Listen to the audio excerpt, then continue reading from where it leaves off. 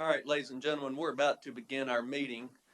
Before we do, I'm going to stand and have a moment of silence, which I will follow with a pledge of allegiance to our flag. You're certainly welcome to join me if you so desire.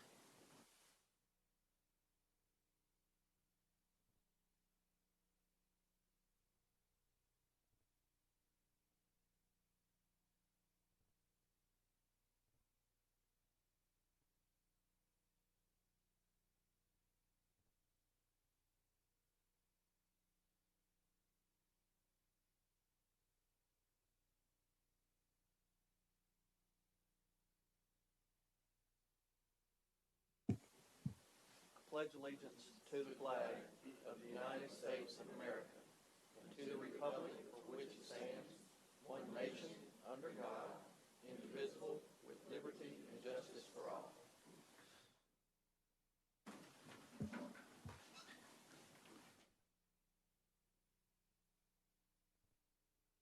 All right, ladies and gentlemen, we're going to go ahead and call to order this special called meeting of the Sumner County Board of Education for Tuesday, September 6th. Mr. Johnson, do you have the roll? All right, well, for the record, we'll show all members present. Ladies and gentlemen, this is a special called meeting, meaning that we typically do not hear from the public or have citizens' comments. We only have two items on our agenda for tonight. The first item, item A, discussion and/or action on Facilities Committee recommendation regarding a county commission request. Mr. Hale. Thank you, Mr. Chairman. Facilities Maintenance Committee met today at 5 o'clock in the Hendersonville Conference Room. Dr. Phillips presented several items for recommendation or consideration and recommendation onto this board. This time I'd like to go over those items. The first item was recommending putting the bid for Station Camp High School classroom and cafeteria additions out for bid. I think they said about 3 days they're ready to go out for bid for that work. So with that, I would like to make a motion that we allow Dr. Phillips to move forward putting that out for bid. All right, have a motion. Is there a second? Second. Second by Ms. Cox. Any discussion? Seeing none, all in favor signify by saying aye. Aye. Any opposed? We'll show that passes. Mr. Hale. Mr. Chairman, the next item is recommendation on putting bid out for the Rucker Stewart roof project. If you recall, this roof's in need of replacement, which was facilitated by some storm damage as well. And so with that, I'll make a motion that we authorize Dr. Phillips to put that out for bid. All right, I have a motion by Mr. Hale, a second by Mr. Brewer. Any discussion? Seeing none, all in favor signify by saying aye. Aye. Any opposed? All right, we'll show that motion carries. Mr. Hale. Next item up for consideration is the purchase of field light poles to put that out for bid, which will be funded by the county commission. There's 17 poles that are available at about a 75% discount. We want to put that out for bid, again funded by the county commission on this. So with that, make a motion that we authorize Dr. Phillips to go ahead and put that out for bid on those concrete poles. All right, I have a motion. Is there a second? Second. Second by Ms. Cox. And I will explain that the county commission has requested we formally send this request over to them. And then they are looking at being the funding source. They do have an opportunity, it looks like, perhaps to purchase at a significant discount with money that can only be used for capital outlay projects. And I think they're looking to take advantage of that. So I have a motion and a second. Is there any further discussion? Seeing none, all in favor signify by saying aye. Aye. Any opposed? We'll show that motion carries. And Mr. Chairman, as I continue, I will remind the board that all of these items that we're speaking of now are capital outlay items that the county commission will be funding. They're not part of our general purpose budget, so they are separate funds. Next item up is authorization to put the field lights at Beach High School out for bid. Again, this is a county commission funded project. So I'll make that motion. All right, I have a motion by Mr. Hale, second by Ms. Cox. Any discussion? Seeing none, all in favor signify by saying aye. Aye. Any opposed? Hale. Thank you, Mr. Chairman. Next item up is for bids for the White House to build a brick concession stand with restrooms for the soccer field. This was actually a bid that has gone out. Bid came back in at $24,800. This is funded by the school. So with that, I'll make a motion that we approve that bid. All right, I have a motion. Is there a second? Second by Mr. Gregory. Any discussion? Seeing none, all in favor signify by saying aye. Any opposed? All right, Mr. Hale. And the last item I have tonight, Mr. Chairman, is acceptance of bids for outdoor pavilion at H.B. Williams Elementary School, and this is funded by the daycare program in the schools, and no cost to the school board. $17,825. With that, I'll make a motion to approve. I have a motion. Is there a second? Second by Mr. Brewer. Any discussion on that motion? Seeing none, all in favor signify by saying aye. Any opposed? We'll show that motion carries. Is that it, Mr. Mr. Hale? Chairman, that's all I have tonight. All right, thank you, Mr. Hale. Next item on our agenda is item B, discussion and/or action regarding the 2011-12 school district budget. Ladies and gentlemen, on our screens and for the audience's sake, up on the television monitors, there is a PowerPoint presentation that Dr. Phillips is going to give to us. I think it likely will take him about 45 minutes to work through this. I'm going to ask that we let him give his presentation in its entirety, and then once he has finished with that, we can take up discussion. Dr. Phillips. Thank you, Mr. Chairman. It's good to see all of you this evening. It's good to see all of the folks that are in attendance to see what we are planning in regard to our budget, and I appreciate them being here as well this evening. As Mr. Long mentioned, we will have all of the PowerPoint materials that you can carry with you. We'll have them posted online as well after the meeting, just as soon as we can get that done, and it will be up on the screens for you to view as I work through the slides. First, let me say that from, I think, August the 16th, when we were tasked internally to try and locate a little over $5 million of reductions within our budget, we have been busy trying to identify those items, and I think as you see through the slide presentation, we've tried to look at every area of service that we have in our system with some distinct priorities, and I think those will come out as we move through the presentation. As I've mentioned, I think to several of you, as we've talked individually about the budget over the past several weeks, anytime you're restricting your budget, whether it's your personal budget, whether it's the school budget, whether it's the county budget, that's not necessarily a fun feeling. It's not a good feeling. A lot of hard choices have to be made. I think I've mentioned to several of you that all of the good choices have already been done. All of the tough choices are the only ones that are left. And so with that being said, as we work through the PowerPoint presentation and you see the list, then I think you'll agree with that. First, our mission, preparing graduates, engaging minds, and developing character. And one of the things that we've set as a budget goal is to protect the classroom.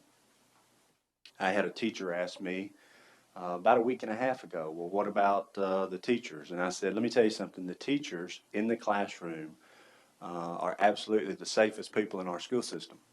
And I don't know if they've ever heard that or been told that, but certainly I've lived that throughout several difficult budgets previously, and it's not different here. We want to protect the classroom as much as humanly possible. Second thing is provide the least disruption to services in our system. Anytime you cut $5 million, you will have some impact to services. We all know that. We're going to go through those this evening, but the impact will be felt throughout the year all across our system. One thing that we wanted to make sure when you protect the classroom, especially if you were to go and try to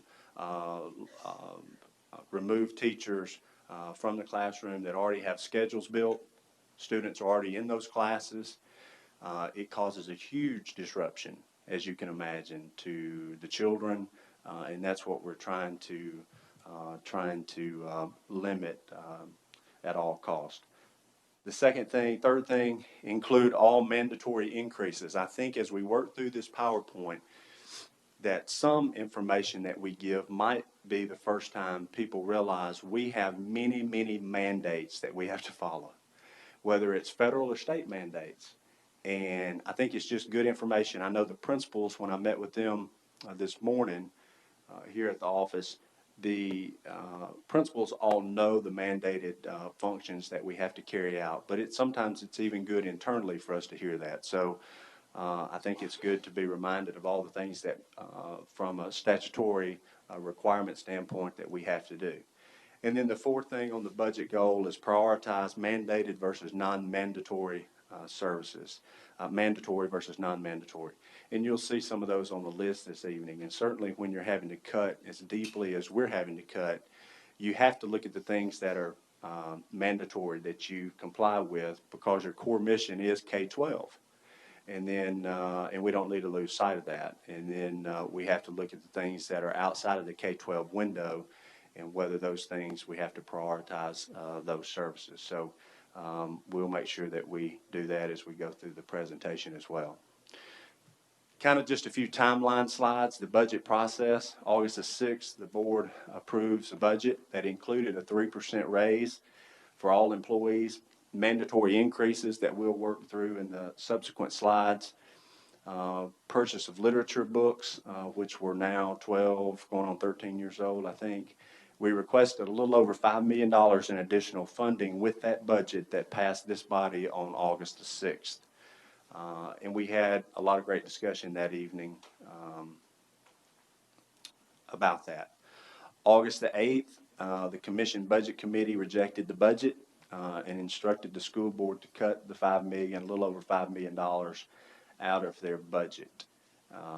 August the 16th, the board instructed me to present a status quo budget cut of a little over $5 million as requested by the county commission, specifically the budget committee. September the 6th, which brings us up to this evening, we're going to review the recommendations that I'm going to make in regard to those budget cuts for the $5 million. If approved by the board, the budget will be presented to the Education Committee of the Commission on September the 8th, this Thursday. I think they have a special meeting called just to deal with the school budget. Then it will go to the Budget Committee of the Commission on September the 12th, and then to the full Commission on September the 19th. One thing that I know internally we talk about quite a bit, but I'm not sure externally that we do a good enough job, is for people to understand that we have to have a budget approved and approved by the state by September the 30th, or we risk the state withholding our BEP funding that flows to us every month so we can make payroll. Mary Ann, I don't want to misspeak, but that portion of our funding is what, 11 million a month or something like that? Yes, it's just over 11 million a month. And we have somewhere around a $14.5 million payroll, so you can imagine exactly how long we'll make it if we don't have a budget approved by September the 30th and the state sign off on it. We'll probably be at this meeting longer than we could make it. It won't take long to run out of funds. So while we would like to be 5 months to decide and make decisions about the particular budget cuts or budget items, the sheer fact of the matter is we're on a pretty tight window. And I tried to stress that earlier to the principals that we certainly will have a different process in place next year to look at the budget earlier and work through some issues structurally within the system. But at this particular juncture, we need to be focused on trying to keep school in session, keep educating students beyond September the 30th, which is, I think, kind of a hard deadline for us. A little bit about revenues and expenditures. First, new revenue increases, local tax increase of a little over $900,000, $901,478. State funding on the BEP side was about $859,000, almost $860,000. Federal increase of $95,455.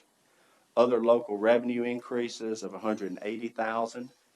And Mary Ann explained to me today, and just for clarification, Some of that is in lieu of payments, utility payments and other things. Mary Ann, is that correct? Yes, it also includes the rental money that we receive for facilities and other sale of surplus items. Thank you. We have other state revenue increases of $63,983, which total new funds equal $2.1 million roughly, $2,100,871. The BEP state growth funds, which are projected, they've been included into the state budget for the fiscal year. We are anticipating $1.6 million of those funds to come to us. That has happened in years past, according to my understanding. We have included those in our budget as revenues that we are counting on to flow in. I did mention to the principals, and I think, Mary Ann, don't let me misspeak, but certainly it would be a much more conservative approach to not include those as revenue because they're not guaranteed, but at the same time, they have been appropriated through the state already, so we are hopeful that they will come in. If we get to January and that letter does not show up, then obviously we'll be making some internal changes and decisions to find additional ways to cut expenditures. Total new revenue, $3,700,871. New expenses. And this is what I think sometimes we do not do a competent job in explaining some of the things that we have on the expenditure side that are mandated, that we have to do. First, step increase for teachers with associated benefits is $1,394,133. The mandatory 1.6% state increase for teachers with associated benefits, $1,558,280. The mandatory 12 CSR class size reduction teachers that were on Title II with benefits have been moved to GP for growth for students that have arrived to our schools that needed teachers. That's $532,152. Mandatory classified medical insurance premium increase, $785,932. Classified dental insurance premium increase, $5,638. Purchase 4 of 28 school buses, the school district share. We still have that in our GP budget under capital outlay. It's $500,000. Legal fees. Last year, we went back and we amended the budget to include more dollars for legal fees. This year, as an expense in our budget, we have allocated the same number of dollars that we have spent this previous year in our budget for legal expenses. Now, I can tell you that that's something that varies every year. If you go back 2-3 years ago, obviously the expenditure is not what it is or has been this previous year. But we did include that in our budget of $175,000 in addition to what we had previously budgeted. That's what was amended this past year. Mandatory, the county trustee commission, and of course this is according to state law. We anticipate that commission will increase $250,000 this year based on the statutory requirement to pay that. 612 literature books. We, at this board table, discussed quite extensively the need for literature books. I think all of you remember that. And we talked about we needed middle school and high school. And then I think a question came up to Ms. Brown, and she said, well, which ones are absolute if you had to choose? And she said middle school.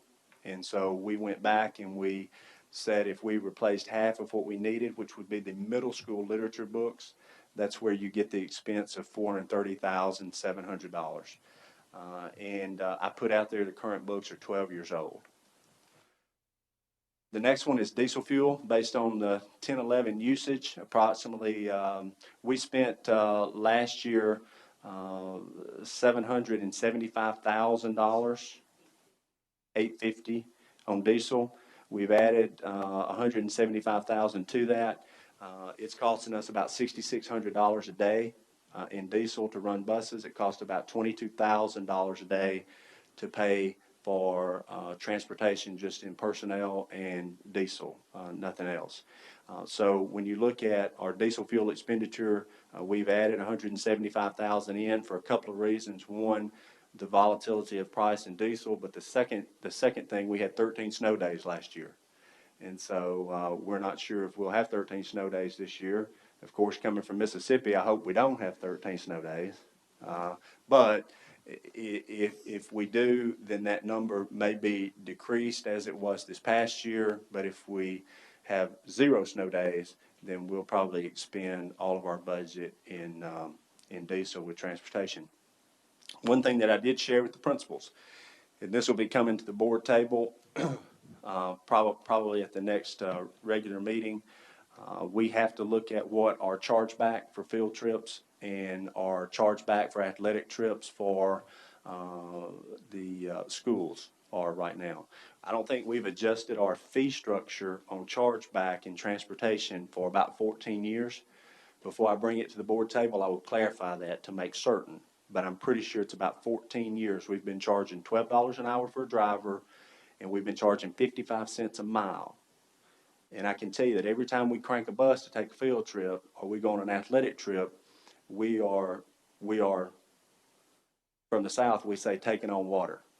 We're losing money every time out of GP.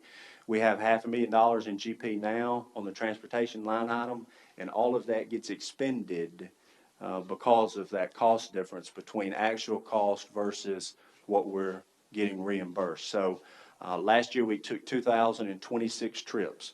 We didn't split up between athletic and field, but we had quite a number of trips. So when you add up the cost difference in pay and diesel at 7 miles a gallon at 360 on bulk, it doesn't take long to get that 500,000 expended.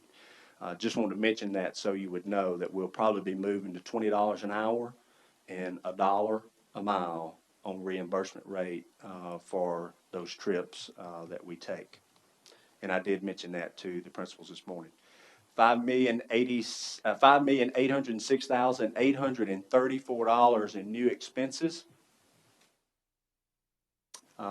If you remember the previous slide, we had new revenue of $3,700,000, new expenses of $5,806,000. So obviously, you don't have to be a superstar mathematician to figure out you're starting out behind the 8 ball already.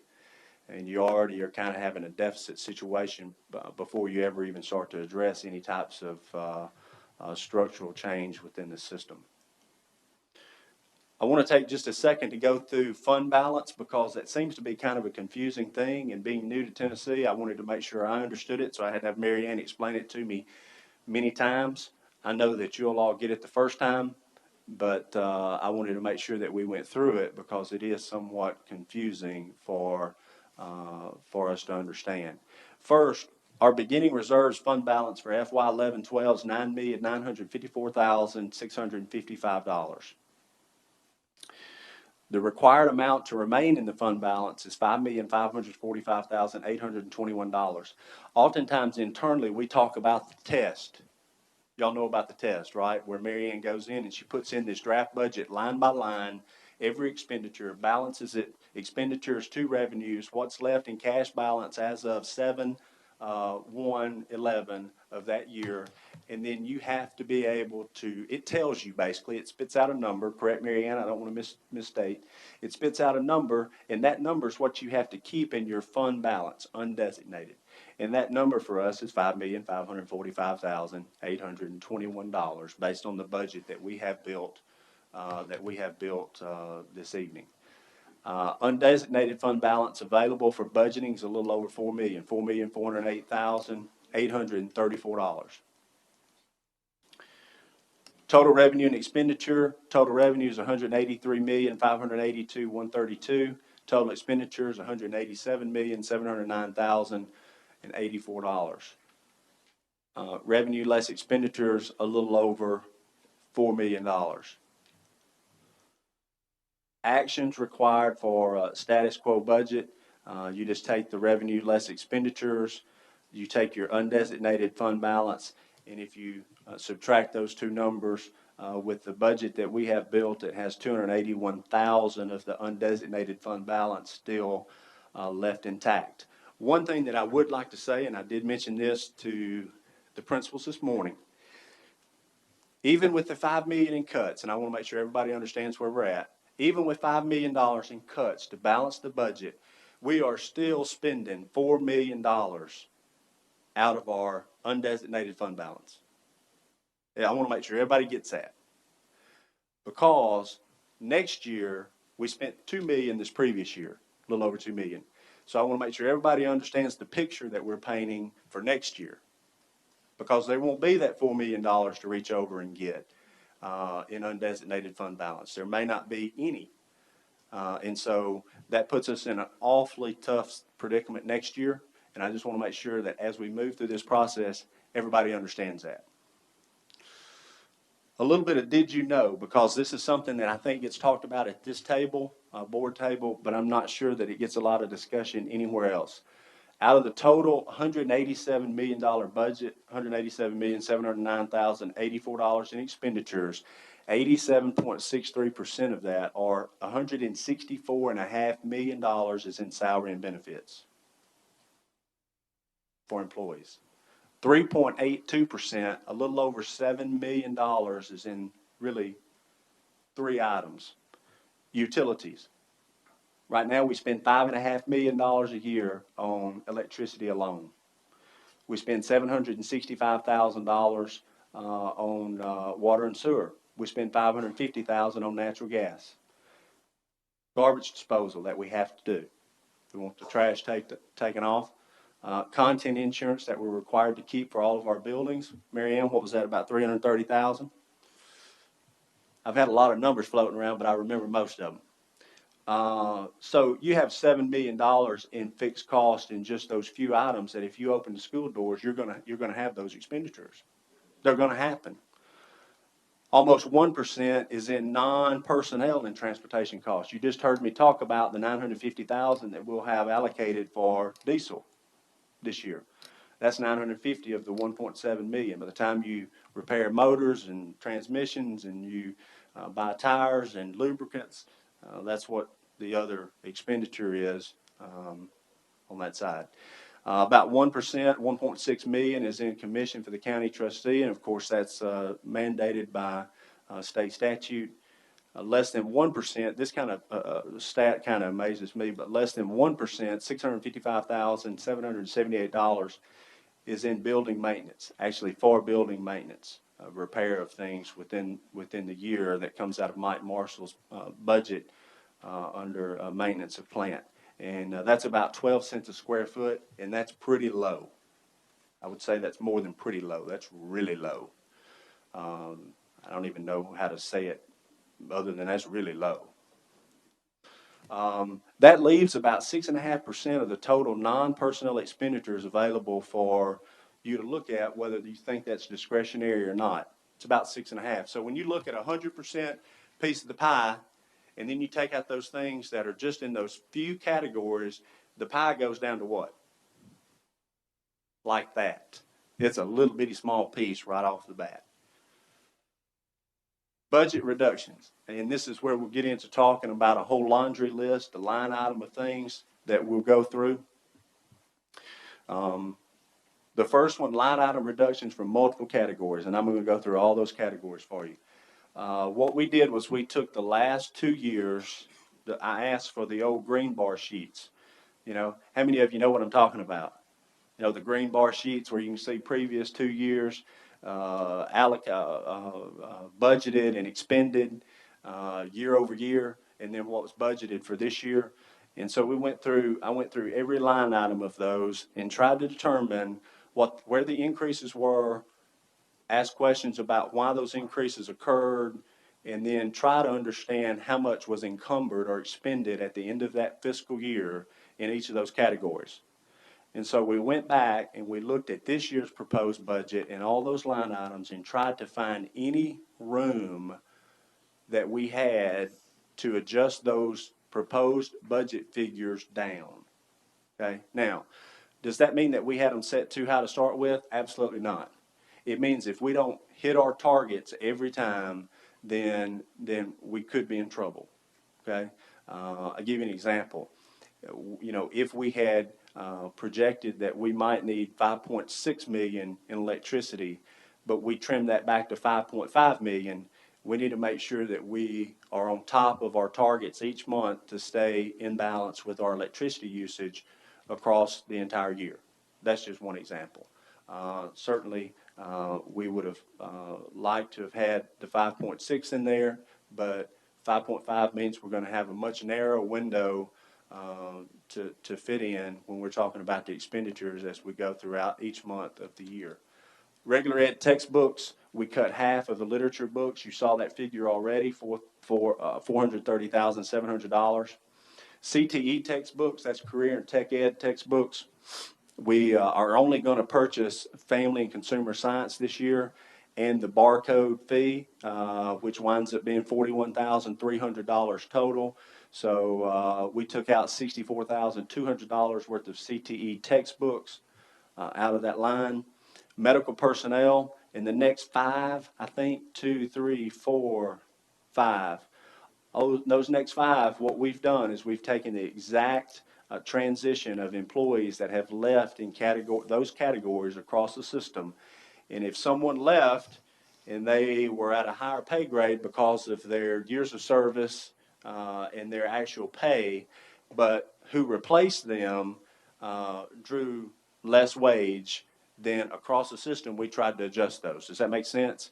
And each year, it's kind of like flipping a quarter. You might hire someone that retires, that you might hire someone to replace that position that's at basically the same wage. Sometimes you have someone leave, they're not retiring, they're just leaving, moving, transferring, whatever the situation is, and you hire someone that's at a higher pay grade than what they're leaving. So typically within a system, especially this large, it balances out across the board. And as you see, there were some dollars there in each of those categories, but not a tremendous amount. Other fringe benefits and retiree insurance premiums, we looked at that year over year and felt like we would be able to adjust that. County official director, that was moved out of my line item for performance bonus. We just took that out. Communication, we held that at the same expenditure as the previous year. Postage, we held it at the previous expenditure for FY 10-11. Other contracted services came out of, I believe, Marianne, that came out of the director's budget that we had built, reduced it $30,000. Administrative equipment, $5,000. Electricity, and here we put limit heating and cooling during non-instructional hours. You'll see some things come up later on in the sheet of proposed reductions, recommended reductions, that will talk a little bit more about energy usage, and I've already talked about it, I think, 2 times, mentioning the cost that we have. But here, what we've tried to do is we've tried to look at helping throughout our team to understand that's a huge expenditure for us, and that we all have to look with our own eyes within our own buildings that we're helping to manage and lead to find ways to save dollars. I gave an example this morning to the principals. I think it was the high school principals, and I said, if you have, and I just use this example, there could be many, but if you have a basketball practice, and that's during Saturday, and we wanted the gym to be heated, and the girls are going to practice at 8, okay? And so we get the building prepared for them, and the heat's on, and everything's good. And then the boys want to practice at what time? 5 that afternoon. And we got a lot of expense for the same function to happen. Why couldn't we just get together and have the girls practice at 8 and the boys practice at 10, right? Those are the kind of things you have to figure out. And it takes all of us working together to identify those things to just work smarter. It's not that you can't do the same thing. You just have to work smarter about how you're going to do it. You have to communicate and understand that there's a need to cut that huge expenditure, most particularly with electricity than anything else. So there you see where that $1,115,646 comes from at the very top of the budget reduction sheet, and I wanted to make sure that I went through every one of those line by line. The next thing is Portland East Middle Utility Savings. Move the Head Start out of the vocational building. I don't know how many are familiar with, I know the board's very familiar with the annex, what we call the annex at Portland East. I think last year we had some transition activities in that building while it was being finished, and then after the building was complete and we were in that wholly, functioning in that building every day, 100%, then we left the Head Start in the annex, okay?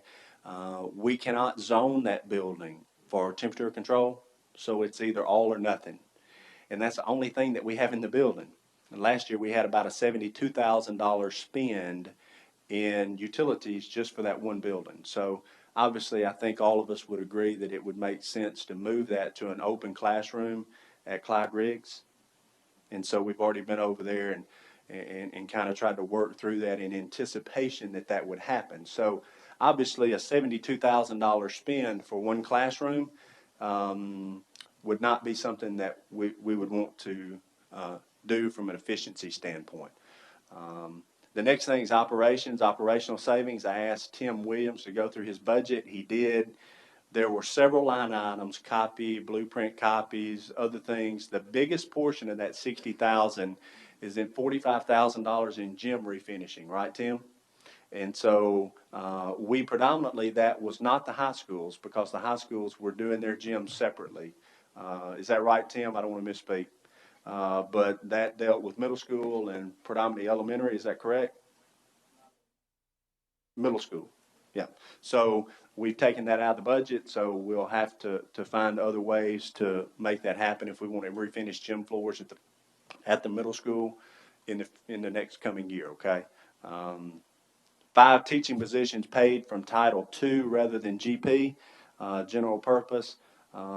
That's strictly to pay for those positions. Jennifer Brown and her group did a great job. We had about 600 more students this year than we did in the previous year.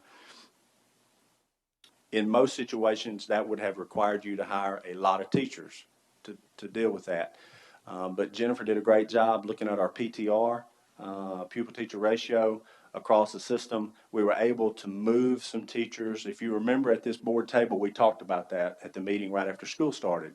And we said we were able to watch that closely and we were able to move some teachers so we didn't have to add as many as we thought we would originally when we developed the budget. So basically what we're doing is we're taking 5 teachers' pay and we're moving that from GP over to Title II, which is a traditional function. I've had that happen everywhere that I've been. Service manager, that job is unfilled. It's in the transportation department. It was unfilled last year. It was left in the budget. And then it was again placed in that budget under line 189 and other salaries and wages. And we did take that out of Clint's budget. Freeze 20 unfilled open slots. Let me tell you about this. We looked at how many, we looked at what number of employees we had on attrition on the previous 2 years, 09-10 and 10-11, from August 1st to January 31st, which is typically not our heavy turnover time, obviously. And so we wanted to try to make sure that we knew what positions might become open through natural attrition and look at the averages over the past 2 years. What we determined, there's an average of 16 and a half certified positions over the past 2 years between that time frame, and there were about 72 classified positions that opened up over the last 2 years. So what we did was try to be as conservative as possible to say, even if we had to replace, because students are sitting in those classrooms, and we had to replace all of the certified slots, which that might be necessary, and then we were able to look at not filling some of the classified slots that happened to come in that time frame, then would we be able to make that mark of $400,000 in savings on unfilled slots as they become open throughout the year. And I understand, as I mentioned to the principals this morning, that that's somewhat of a gamble because you really don't know if that attrition number is going to stay consistent. That's why we looked at it for the previous 2 years and tried to see if there were any kind of trends there. But I feel pretty comfortable that that will happen. If we get to December and we don't have those 20 slots through natural attrition, then we probably will have to make some adjustments, of course. But that's the reasoning behind that. 4-day work week. You see this in some cities. Some school systems have adopted this, not in the instructional calendar year, but outside of the instructional calendar year on a 4-day work week. So June of 2012, we will have a 4-day work week, 10-hour days, 4 days a week, district-wide. I've told the principals to go ahead and make sure they have plenty of time. They have a big enough window that we can shutter our campuses on Friday. We have roughly across the system, on an average June day, we spend a little over $13,000 in utilities. And so that's where that number comes from. If we take those 4 Fridays off and we shutter it to the highest set point that we have for unoccupied zones, then we can generate about a little over $50,000, we think, in savings just in doing that. Travel for CTE, Career and Technical Ed, Mr. Holloman, we went to him and asked if he could look at his travel. In previous years, he had $75,000 in travel out of general purpose. And we asked if he could reduce that to 25, which is the $50,000 savings that you see. He also has Carl Perkins funds that he uses, which are federal funds for vocational education, that he will be able to prioritize the trips and the functions that happen with CTE students in our high schools so we can still continue to travel. But we will have to make priority decisions about how those dollars are spent. Classroom allocation, and I know you've probably, if you've been on the board, I think a couple of years ago, Mary Ann, is that correct? This happened, and it tends to be, I think, something that happens occasionally. Our classroom allocation is $21. We've already sent $10.50 per student out to the buildings for them to encumber as they see fit on instructional materials. My projection is that we will send another $4.80 after Christmas for a total of $15.30 out of the 21. If we find any additional savings throughout the year, we're able to freeze more unfilled positions as they come in. You know, that would be the first thing that I would put back to restore back in the budget would be the classroom allocation. And I have lots of reasons for that, but the most obvious is that's going for materials that we're teaching, teachers are using to teach students, and that's our primary function. And so we should give that back and make it whole just as soon as possible. Technology, we asked Bryce to go through, and he did a line item very similar to what I did with the $1,115,000 and some of the other items that we've already talked about. He reduced his overall budget $75,000. Special services, special ed had a 1% reduction across category. Norman Dam did that, and so kind of like I was mentioning earlier, anytime you reduce $227,500 of special education, you are going to reduce some services. There's no other way around it. That's part of it. So she went back and was able to do that, and so we'll see how that works. Substitute teachers at the high school. I talked with high school principals, talked to all the principals this morning, but high school principals, we spent a little bit of time on this, and you know, our high school teachers are on block schedule, and so they get 90 minutes planning. Our elementary teachers get about 45, and our middle schools get about 50 minutes planning per day. So the high school teachers get almost twice as much planning, and that's a function of the block schedule.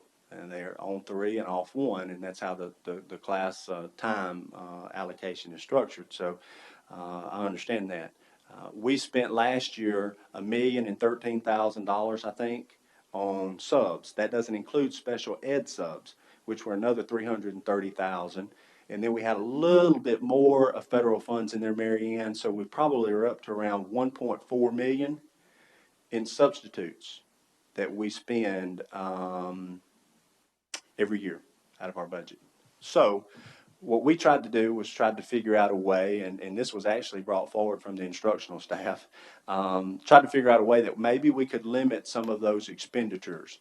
And basically how this works is that at the high school, we could actually miss 3 days of planning, only have 2 days of planning per week, and still meet the minimum requirement of planning that's designated by the state. Now, we don't anticipate, even with our plan, that we'll even get close to that. But we would like to see our high schools set up teams, so when Mr. Wise is out and I'm on first period planning and Vanessa's on second period and Tim's on third period planning, that we can cover his class, okay, while he's out that day, and then we won't have to have a sub for that.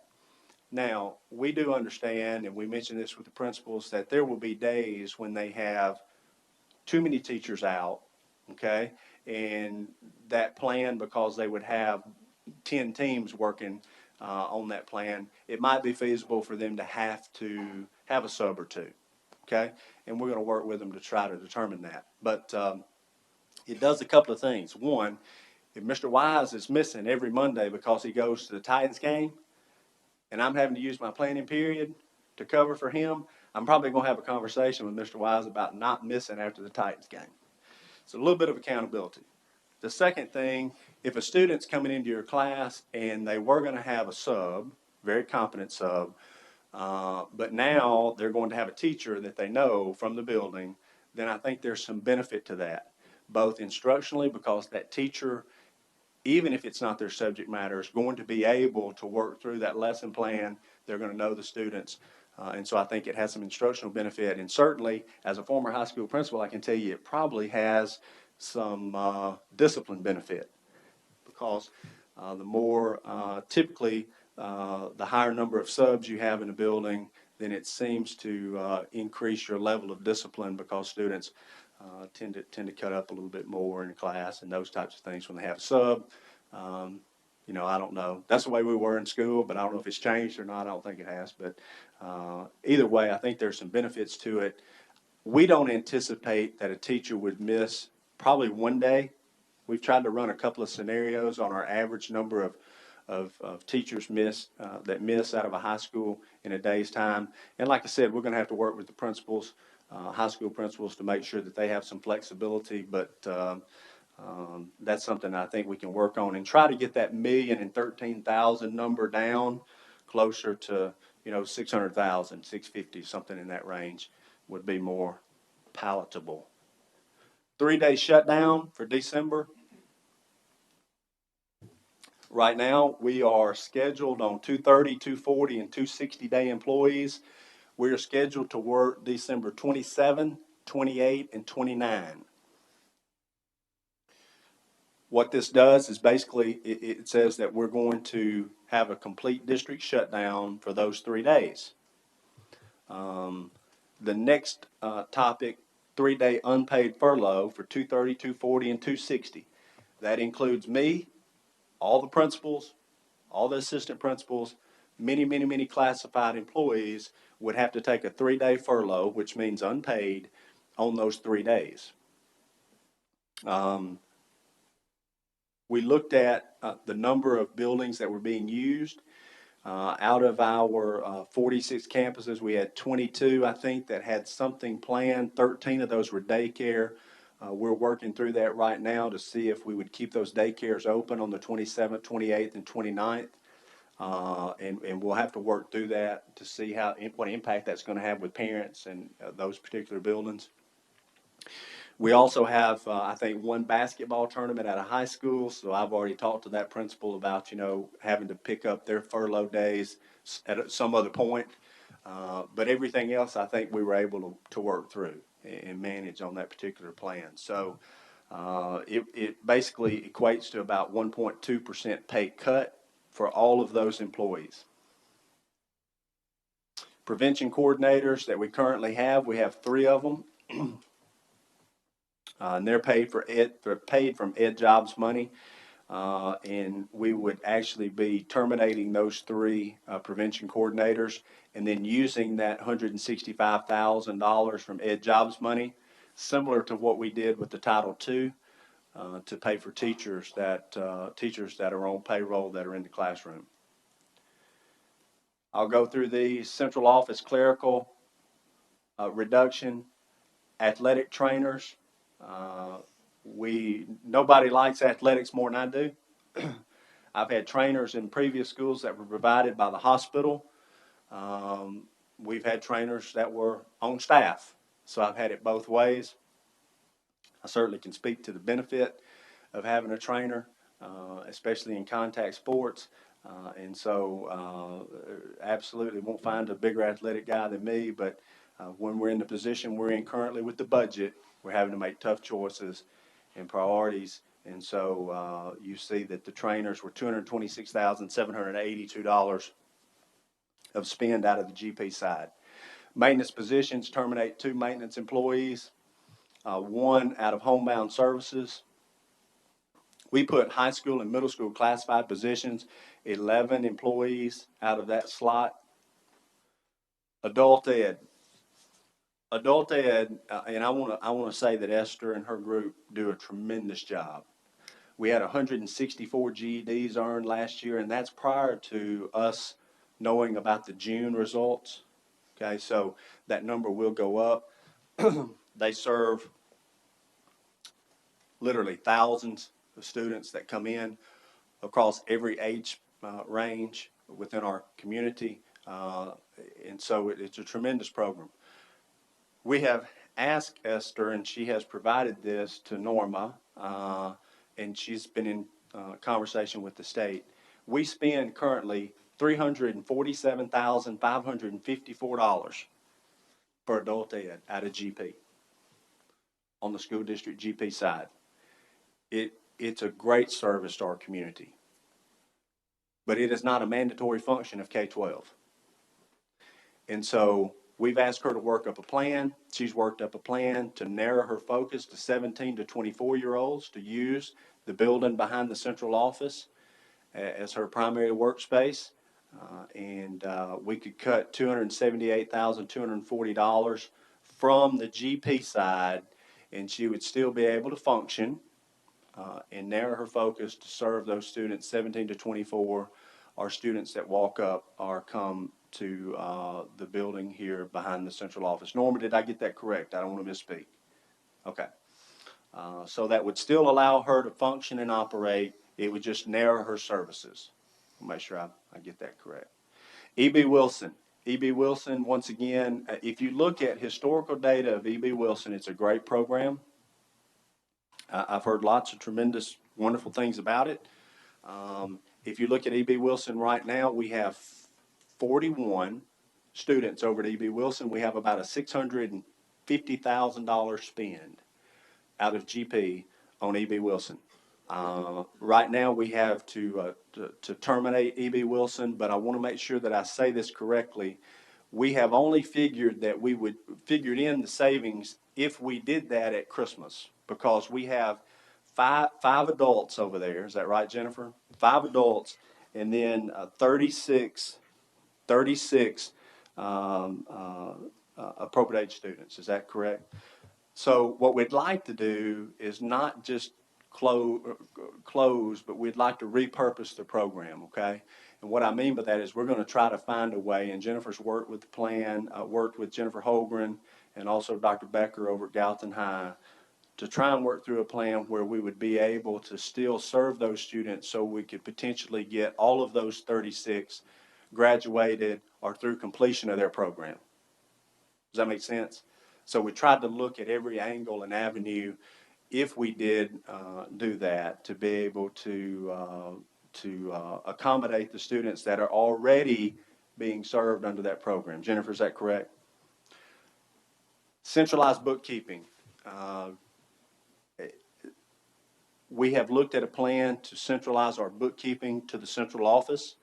I told the principals that we'd send a Word document with all the processes outlined within the next week or so. We're working through that. I think Lisa Sweeney has that almost completed. We worked through some more of that this afternoon. Pretty much what we would be doing was we would have to terminate all 46 of our bookkeepers in the buildings, and then we would have to rehire 10 to work here at the district office. We would do more things electronically. We would have to have For separation of duties, we would have to have courier service, obviously that's armed, that goes out and picks up the money, brings it back here to a collection point, and then it's accounted and receipted, and then electronically, the principals can look online to make sure that that money's been receipted. The courier would then carry the hard copy of the receipt back when they make the next round to the building. So it is a way to provide efficiency within our system. As I've mentioned to several of you, I think that if you ask me right now, do I think it will work just like clockwork the first day? No, probably not. But I do think we can work with the plan, and it will be efficient. Custodial, half-year savings. Really, when we look at custodial cost, we have $5,480,000. Mary Ann, is that roughly right? $5,480,000 in custodial spend out of GP. We have 239 custodians. They all do a great job.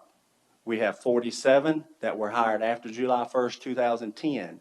They work 22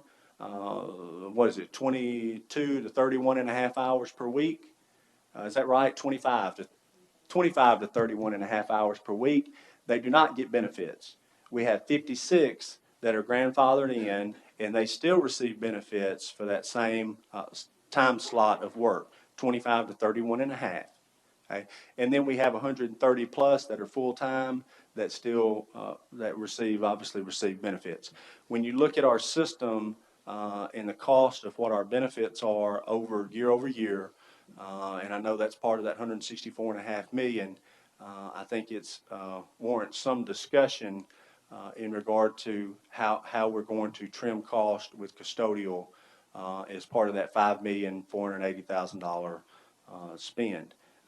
I have said that I am not a proponent of privatization. I'm not an opponent of it. Okay? I think that we have to look at our budget and figure out what we can and can't do, or what we're willing to or not willing to do. Whether it changes the level of service or it doesn't change the level of service, I don't know. But I certainly think that for us, if we continue, the benefits of the 56 cost us about $492,800. If we terminate 14, we would have to let all 56 go because of the insurance trust, right, Mary Ann?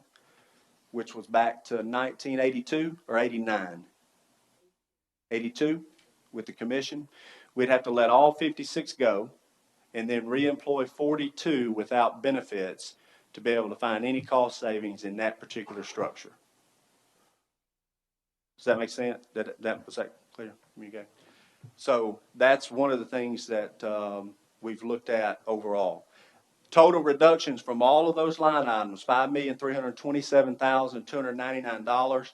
Total terminated staff, 91. That includes the 14 that I just talked about. FY 11-12 budget provides $271,882 less in expenditures and revenues. And we recommend $271,882 remain for any type of issues that come up throughout the year. The biggest concern for that goes back to what we mentioned earlier. We're reaching over and getting over $4 million out of undesignated fund balance. And I think that leaves us very little room throughout the year to move for any type of emergency situation. Thank you, Mr. Chairman. All right, Dr. Phillips, thank you. Board, that's a lot to digest. Before we move on, I would like to say, first of all, thank you, Dr. Phillips, to not only you, but to your staff, to Ms. Dursky, who I know has put in countless hours, even though she's no longer an employee. She's volunteered her time to help us through this process. It's not easy.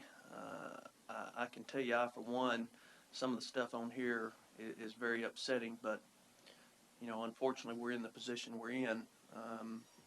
When you don't have the revenue to meet those needs, sometimes you have to make some really tough decisions. So with that said, you know, I guess for discussion purposes, we're gonna need to get a motion of some sort. Mr. Hale? Just one clarification, if you need a motion, I'll make it. These would be the reductions you would make to the previously approved budget that's sent to the county commission, which was draft budget number 4. 4, and well, we've worked from so many. What I would prefer to do would be to just submit a new budget, which I'm not sure what draft we're on now, Okay. Mr. Hale, but I'd prefer just to send the one that we ran the test on, because that's what we know will pass the state test. That's the one that I have a copy of here. We can PDF it to you, or we can print off hard copies, either way. Anything else? With that, if you need a motion to approve, to start discussion, I'll make a motion to approve these changes to the budget and send the budget to the county commission. As much, as difficult as that is, looks like we're at the point where we don't have much of a choice. So I'll make a motion to do that. I think as part of that too, Dr. Phillips, you mentioned about the privatization, that you're not a proponent or an opponent of it. We don't know what that would save in any given year, but I would like to include in my motion, giving Dr. Phillips the authority to go ahead and put that out for bid to see if there are some savings there, if it's more expensive than what we're using. So that's my motion. All right, I have a motion. I'll second that for discussion. I have a motion by Mr. Hale, a second by Mr. Brewer. Discussion. Mr. Wise. Thank you, Mr. Chairman. Over the last several days, even weeks, I've agonized over this budget, even to the point of awakening at 3:30 a.m. the last couple of mornings, and that's not pleasant. After prayer, contemplation, discussions, and evaluation of the right thing to do, I would like to express my view as one and only one member of this board. For time's sake, because Mr. Brown's always getting on to me, I have written a written list of thoughts in response to staff's suggested revisions. Let me state, however, that I feel staff has done a splendid job, and I want to thank you. Wasn't easy. You did what you had to do, and you approached it in a very business-like manner. What I'm about to suggest is going to be very difficult for some folks to hear and understand and not take personally. Please know it's not personal. It's not personal, Dr. Phillips. It's not personal to anyone that it might affect. But until our funding source realizes that it costs more money to educate more students and sustain, at minimum, the level of learning that the citizens of Sumner County have come to expect and even demand, we're going to have these type of discussions. This discussion will not even consider any of the innovative ideas that Dr. Phillips brought with him, and they're pretty exciting. Nor does this budget allow for any luxury items. In my mind, a luxury item is any item that's not mandated by law. In evaluating our school system from top to bottom, I believe I have found a few luxury items, not many. I firmly believe that once we have cut these items from our budget, we should revise our budget to reflect these cuts and respectfully submit to our funding source the revised budget. My list of luxury items. 1, it is not mandated by law that we have a magnet school, especially a standalone magnet school. I suggest when schools are closed for Christmas break this year, we do not reopen Merle Hyde Magnet School. How much money will that save? Between now and the Christmas break, that will give staff time to evaluate where principals go, assistant principals go, where teachers go, where students are going to go. Every student in that building is zoned for one of our schools. Number two, it's not mandated by law that we have a chief administrative officer. Maybe in 2 or 3 years we need one. But now, I feel like that's a luxury item. How much money will that save? Number three, it's not mandated that we provide transportation to regular ed students. There are 16 Mondays and 17 Fridays from January 1 to the end of school year 2012. The approximate cost per day to transport regular education students is $18,000. $18,000 by 16 Mondays is $288,000. $18,000 a day by 17 Fridays is $306,000. $288,000 plus $306,000 is $594,000 that we could save. And that was done by calculator, Mr. Long.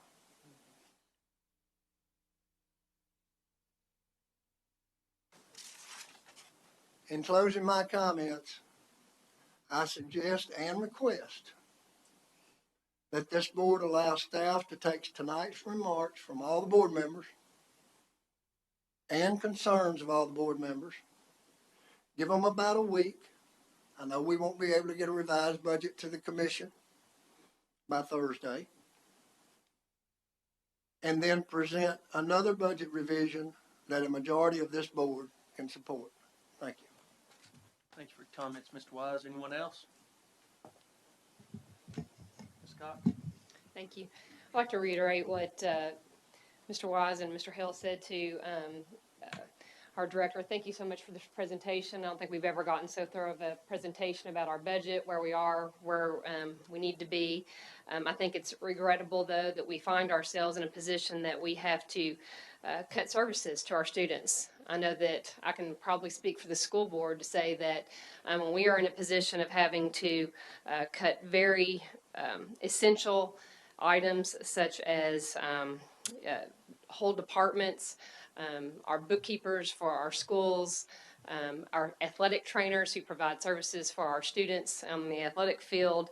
We're having to cut prevention coordinators, people that provide services for our students and educate our students about being drug and alcohol free. These are not things that we want to do. And I want the constituents, the educators out in the audience right now to know that this is not the budget that we sent to the county commission.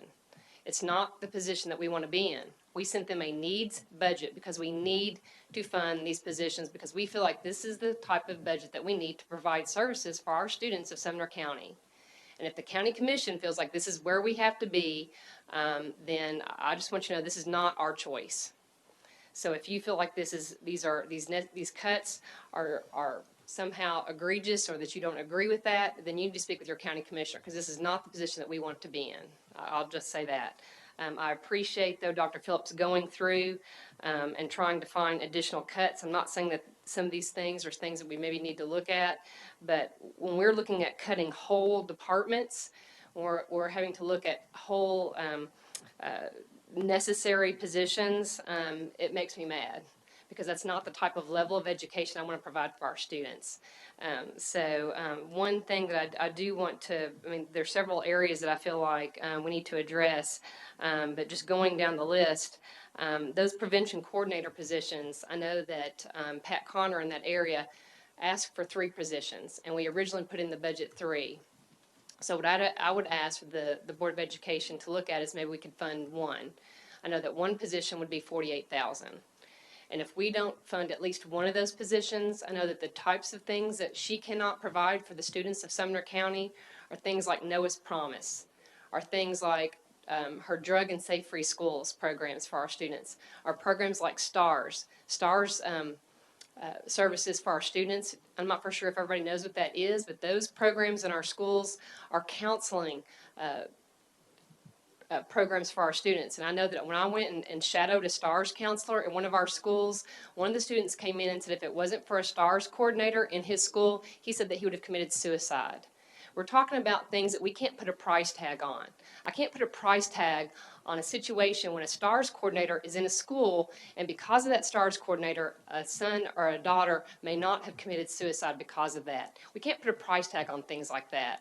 And it really makes me mad that I've got to make a decision about that because of cuts, because somebody doesn't want to possibly raise a cent or two on a property tax. Well, it's not worth it to me. So those are the types of programs for Noah's Promise. You know what Noah's Promise is in our schools? Noah's Promise tells our boys and girls not to get on drugs and alcohol. They put that car in front of the schools before a prom or before a very important homecoming and make sure those kids don't make wrong choices, so that maybe that kid doesn't drink alcohol and get into a car and we have a collision or lose another child. So I'm not willing to cut those kind of programs out of our schools, because it's not just about this, not the stats. It's not just about with the scores that they make. It's about the whole child. So these are the kind of programs that I'm not willing to cut. And so I won't support a program that we cut those kind of programs, because it's more than just the stats and the statistics about raising test scores. So I ask and I plead that you all, we at least fund one of those prevention coordinators positions so we won't lose programs like that. So that would be $48,000. The other things that I would like for us to even think about or suggest is that I know that in the county commission budget, they have a 3% increase for their employees. Maybe we could say to them, if you all don't do that for your employees, maybe we could fund one of these other positions for our employees. Maybe we could actually keep our athletic trainers, or maybe we could keep bookkeepers another year for our side. I mean, you all are getting a pay increase, or maybe we could actually keep some employees in our system that are very much needed. I think I know last time we talked about cutting athletic trainers, I got more phone calls about that than just about anything we've ever had, because it's important we don't put kids out into the field if they've got a concussion, or it's important that if they tear their ACL that we've got somebody trained, ready to do, so that they don't injure themselves in a more important way. I think those positions are important. Bookkeepers, when I've talked with my principals about bookkeepers, those bookkeepers make sure that our principals are on task, that they are, doing their fundraising every day. They told me that they have thousands of dollars running through their schools, and we keep putting more and more and more on our principals every day. They're doing evaluations every other day, along with discipline, along with everything else that they're having to do, and those bookkeepers help keep them on task. They help keep everything on board. And the reason why I'm not for necessarily centralizing that is because the same reason why I didn't want to do the centralization of the 81 Act, because they like to have somebody on site there managing their money, keeping them accountable right there on board. So that concerns me, that particular savings. But that's $350,000, and I think that's the exact same amount that county commissioners put in for the increase for their employees. So maybe they're willing to bargain there. Say, hey, I know that those bookkeepers are important to you, or I know those athletic trainers are important to you. Maybe we won't do our increase for our employees, and we're willing to give that money back to you guys. So those are just a couple of things that I'm concerned about. So I think, again, I think that there are certainly some things in here that I really am. I think they're innovative. I agree with you. I think the shutdowns and those furloughs, those are certainly some areas that are very innovative. I think they'll definitely save us some monies, and I really appreciate your willingness to get in there and really try to find some areas that we can cut. But there are definitely some areas in here I do think that we should try to work with the county commissioners and see if they can come up with some funds on. Thank you, Ms. Cox. Mr. Duncan? Yes, thank you. Finally, I think out of 23 years, I think I finally got the board this time sent a need budget to the county commission. Not a whole lot of what we didn't need, but we sent a need budget over. And then I've heard so much talk about we want this school system to be the best in the state, but look like what's happening now, I think we want to drop to the bottom. Our responsibility is to see that the needs of this school system is met. That's our responsibility. I think we have done that. I think we have done a good job in the past. Now, it's time for parents to rally tell those folks that fund the school system that you need to do what you've been elected to do, to educate the children of this county. If not, in a few years, you got an election coming up. If you can't do it, then get somebody else that can do it. I'm not going to sit here and vote to cut no employees. We sent a budget over there, in all fairness, let's just be fair with the students, teachers, administrators of this school system, that we cannot keep going as we go. We looked at year after year after year after year. And I think if we have to cut employees, then let everybody else cut employees. Not only us. Let the county cut them, let everybody else cut them. Let's be fair across the board. If those people can get raises, spend money to get raises, so we ought to be able to do the same thing. It's just really heartbreaking because we have so many of our children that want to excel, but they can't excel if we don't have the needs and the means to educate these children as they need to be educated. I don't know how fair we want to be in doing what is right. It's not easy to do wrong. But it's easy when you want to do the right thing for the students of this county. Not me. I'm not here for myself. I didn't get in this for myself.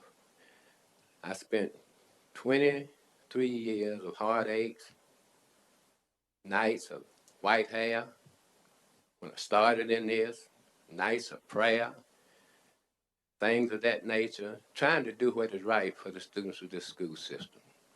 And I intended to do that. I intended to vote my conscience in prayer. Whatever I do, if I can't pray over them, I'm sure I can pray from my heart that things will be right. So I'm praying that even though a lot of them may not be here tonight, but I'm praying that our county commissioners not only make decisions on their own, but they would ask God for enough wisdom to do the right thing for the students of this county. It's done. Do we by chance know, county commission, are they going to cut, or if any, jobs on their side? I mean, I have not heard any indication of that at all. No job cuts, and it does include, I think as someone mentioned, a 3% across the board pay increase for county general. Mr. Hale? Thank you, Mr. Chairman. Dr. Phillips, maybe you can give us some answers on this. I don't know if you've looked into it. Ms. Cox mentioned one prevention coordinator. You know, I'm not sure what you recommended, if that would do away with those programs or mothball them. Would there still be enough staff to keep them operating at a minimal level, so that next year, if we do have additional funds, that we could restore the breadth of those programs? Or in other words, does it make sense to keep one so that you have at least a skeleton, those skeleton programs going, so that they can be restarted when additional funds come in the future? I don't want to speak for Pat, but what I understand as late as this afternoon, and I think that's what Ms. Cox was mentioning, right now we have 3 currently. And so the funding for those 3 were paid on a grant, is gone. And so we're going to have to absorb those into GP. That's where the $165,000 comes from in the programs that Ms. Cox talked about.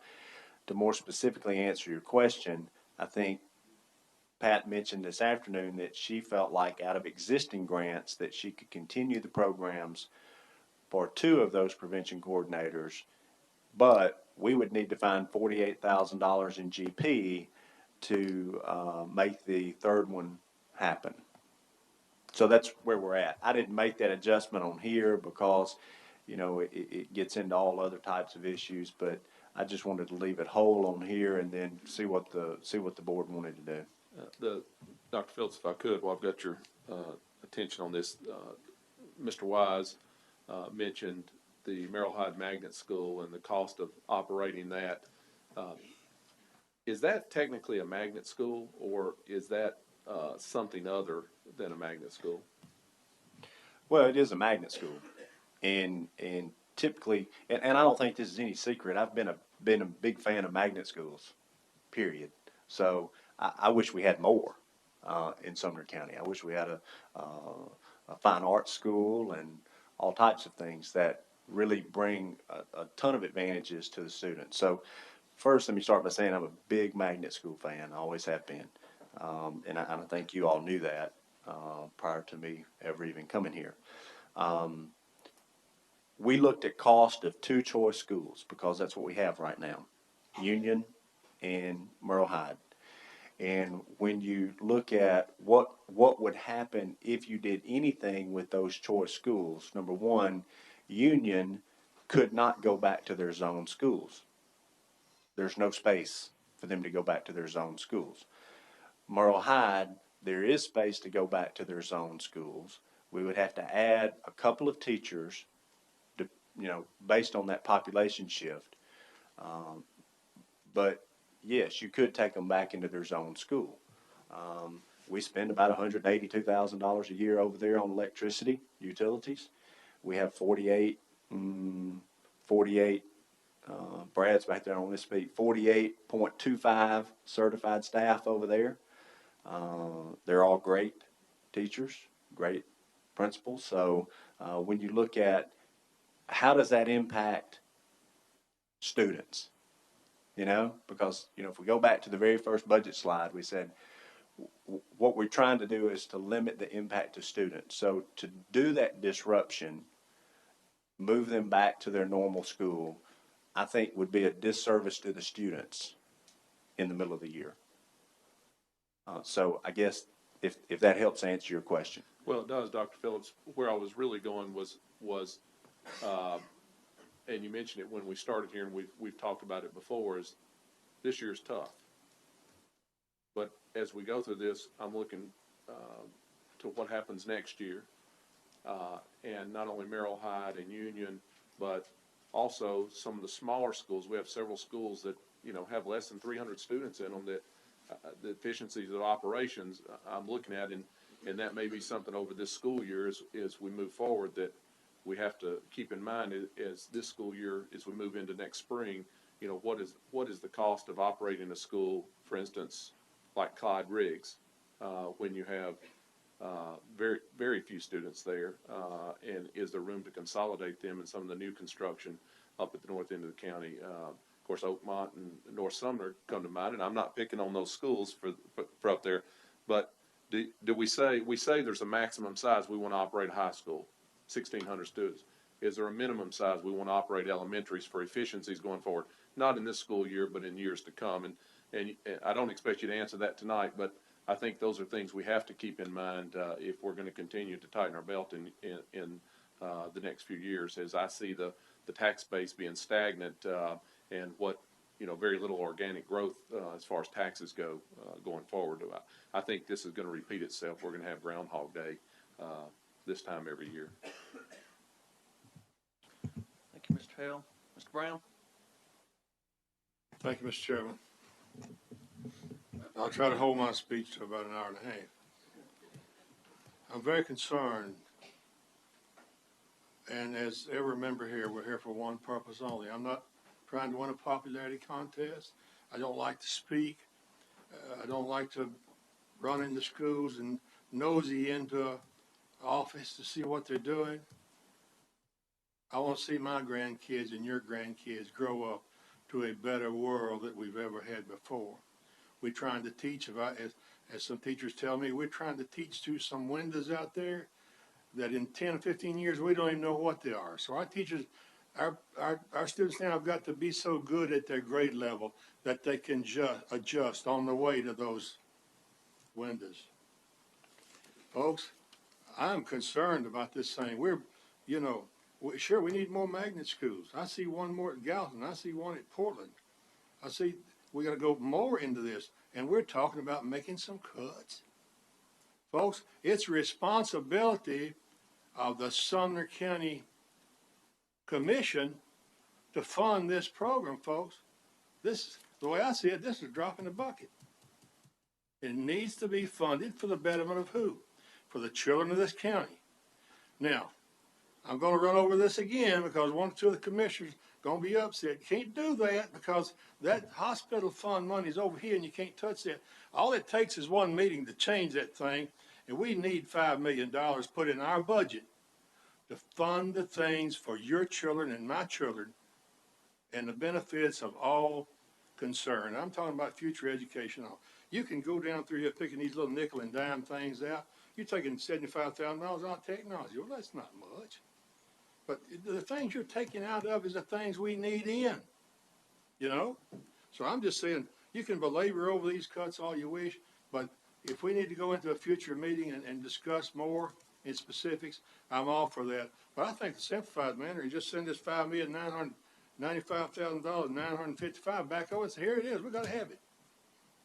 If you want to turn it over and shut school buses down, whatever you want to do, fine and good with me. Because the people have gone, they know that they love their children, they want the best education they can possibly get. We cannot give it to those children unless we have the money and the funds to do it. Appreciate you all. I hope I hadn't offended anybody except those I wanted to offend. Thank you very much. Thank you, Mr. Brown. Mr. Gregory? Hard act to follow.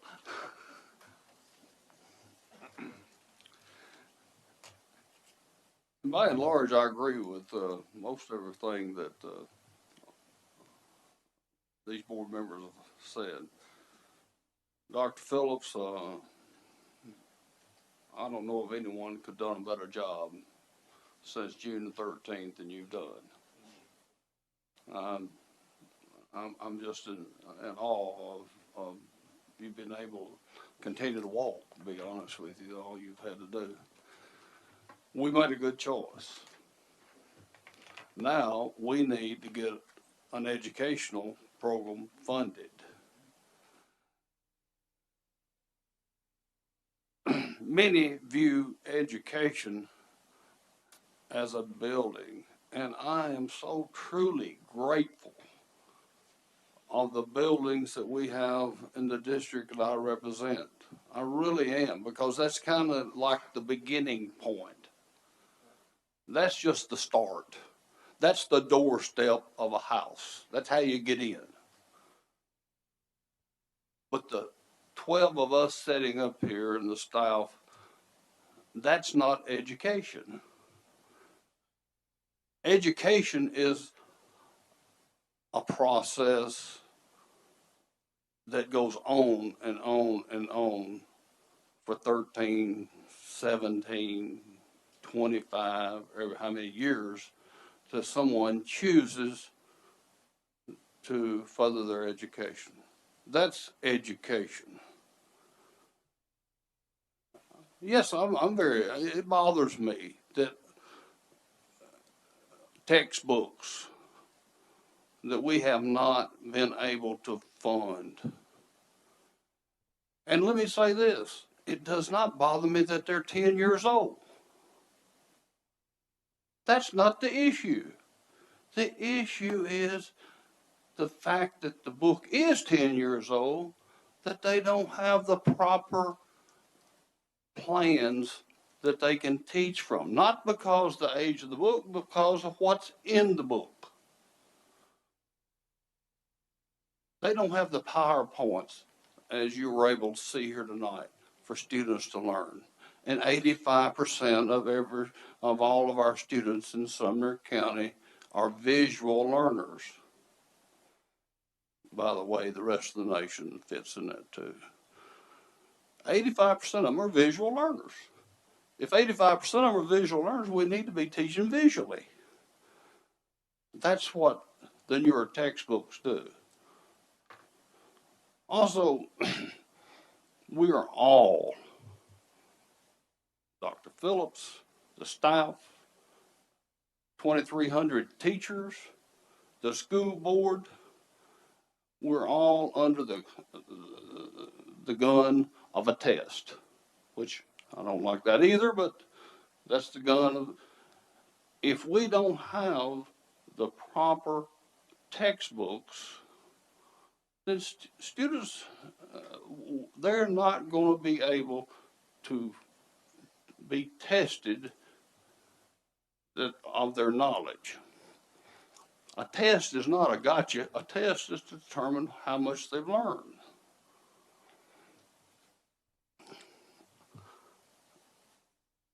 There are several things. It's very frustrating. We all want the best for students.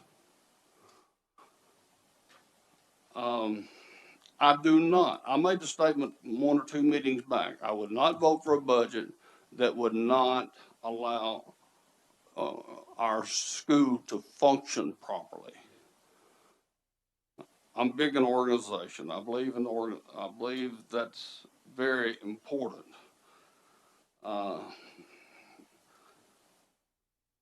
The substitute teacher situation, don't like that. Don't feel like it's a good situation for the schools.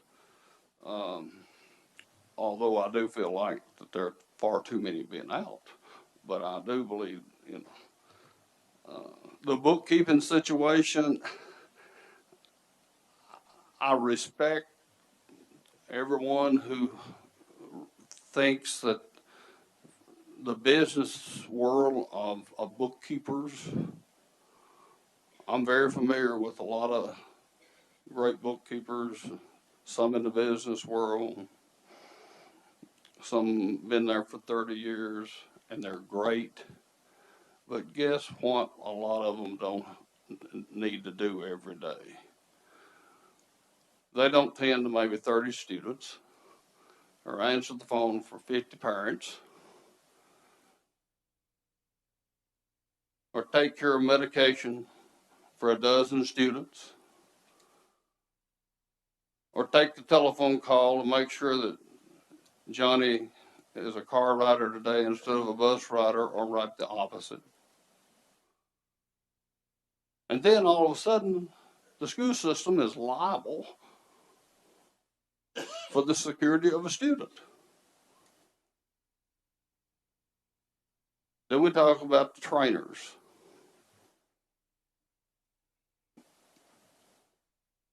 Let me mention about, I'm afraid that the legal fees would be more than the cost of the trainers. We're hanging by a thread. We've been hanging by a thread about 3 or 4 years, but anyway, that thread is getting cut a little bit. I'm a great believer that the school system needs to be in charge of their employees. I believe that. I believe we have, at least in the district that I represent, we have very clean buildings.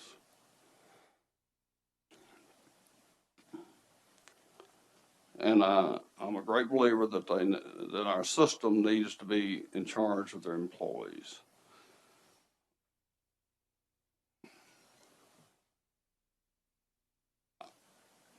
I want to do the right thing. I do know that Mr. Brown here is sitting. He is very passionate about students and throughout the county. And the passion speech that he made, I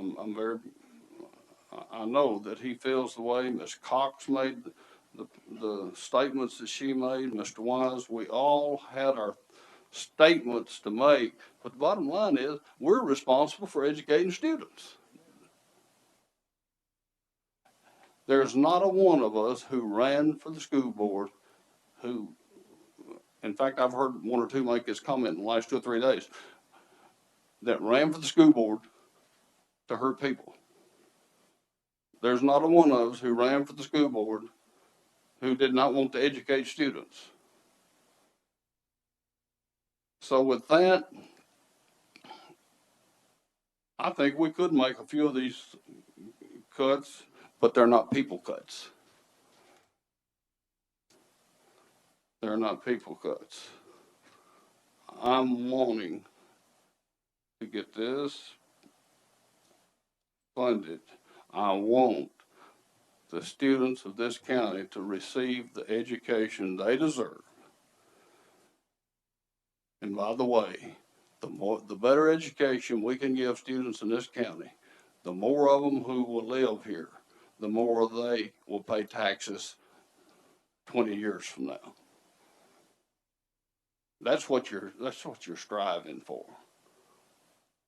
The better educated person has a much more willing to give back to the schools that they went to X number of years ago. Thank you. Mr. Gregory, Mr. Daniels. Yeah, thank you, Mr. Chairman. You know, I'm lucky. I grew up in a family, parents who both served over 25 years as educators in Sumner County. So I've been involved around education my whole life. You know, when I decided to run for this office, my dad said, "Do you know what you're getting yourself into?" I guess I probably didn't at that point, but I do now. You know, as I look at where we're at, and I've looked at the budget and sat through the meetings over the past couple of months, you know, I've seen us throw, you know, a lot of darts at the county commission, and maybe some of them throw some darts back at us. And I think pretty much all that's accomplished is some nice newspaper headlines. You know, but I've got faith that our county commission will find a way to help us. Maybe not with the whole 5 million that we need, but with some of the funding that we need. For example, I believe that they could help us with the school buses, 500,000 that we owe on the purchase of school buses. I believe they can help us find that money. I believe if I look at textbooks, I know that textbooks are important. I'm not a textbook hater, but textbooks are something that'll be purchased or budgeted this year and purchased for our staff or for our students for next year. I think there's a way that if we remove that line item from the budget, we could save $430,000 and find a way to work with the county commission and see if there's a way to get that money in other ways throughout the school year, so we'd have that money moving forward starting the next school year so our students could have the books that they need. That's $900,000, almost $1 million right there that I think and I believe, I have faith, and I may be the only one in this on this board, I may be the only one in this room that believes that. But that's $1 million that we could use to possibly save our bookkeepers, to possibly save our adult education program, to possibly save our trainers. And I think we need to work with our county commission.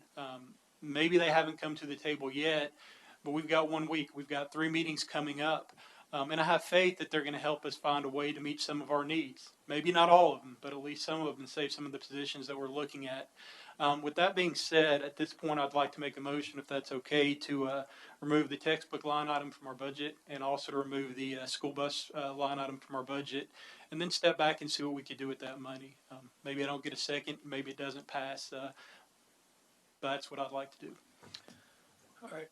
I have a motion to amend. Is there a second to that motion?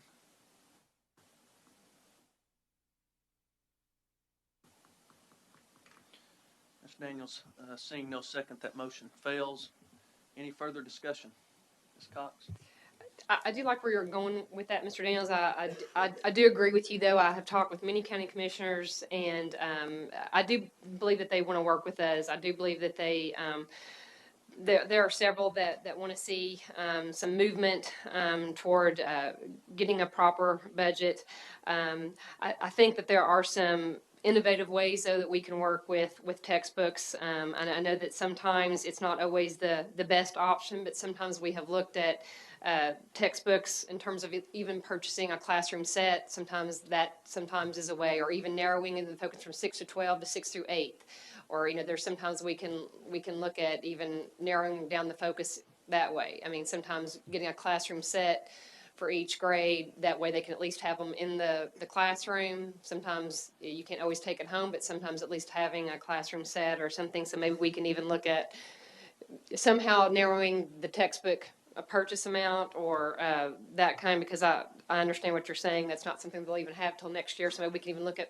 I know that one time, I think it was even last year, we put off the purchase of textbooks, and we looked at growth funds, using growth funds money toward textbooks. So that might be something we could look at in order to try to save positions.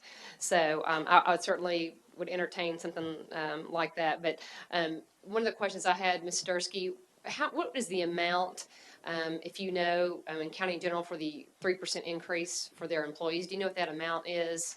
I want to say it's around 300,000. Is that, do you know what that amount is? I don't know offhand. The line no. item? I think one of the thoughts I would maybe bring to the table is if we do send this budget over is to somehow state that we would like to, even plead with them that if they would reconsider that pay increase, we could again save positions here, very vital positions that we feel are necessary for us to operate our school system with. A pay increase to them equals actual positions for us.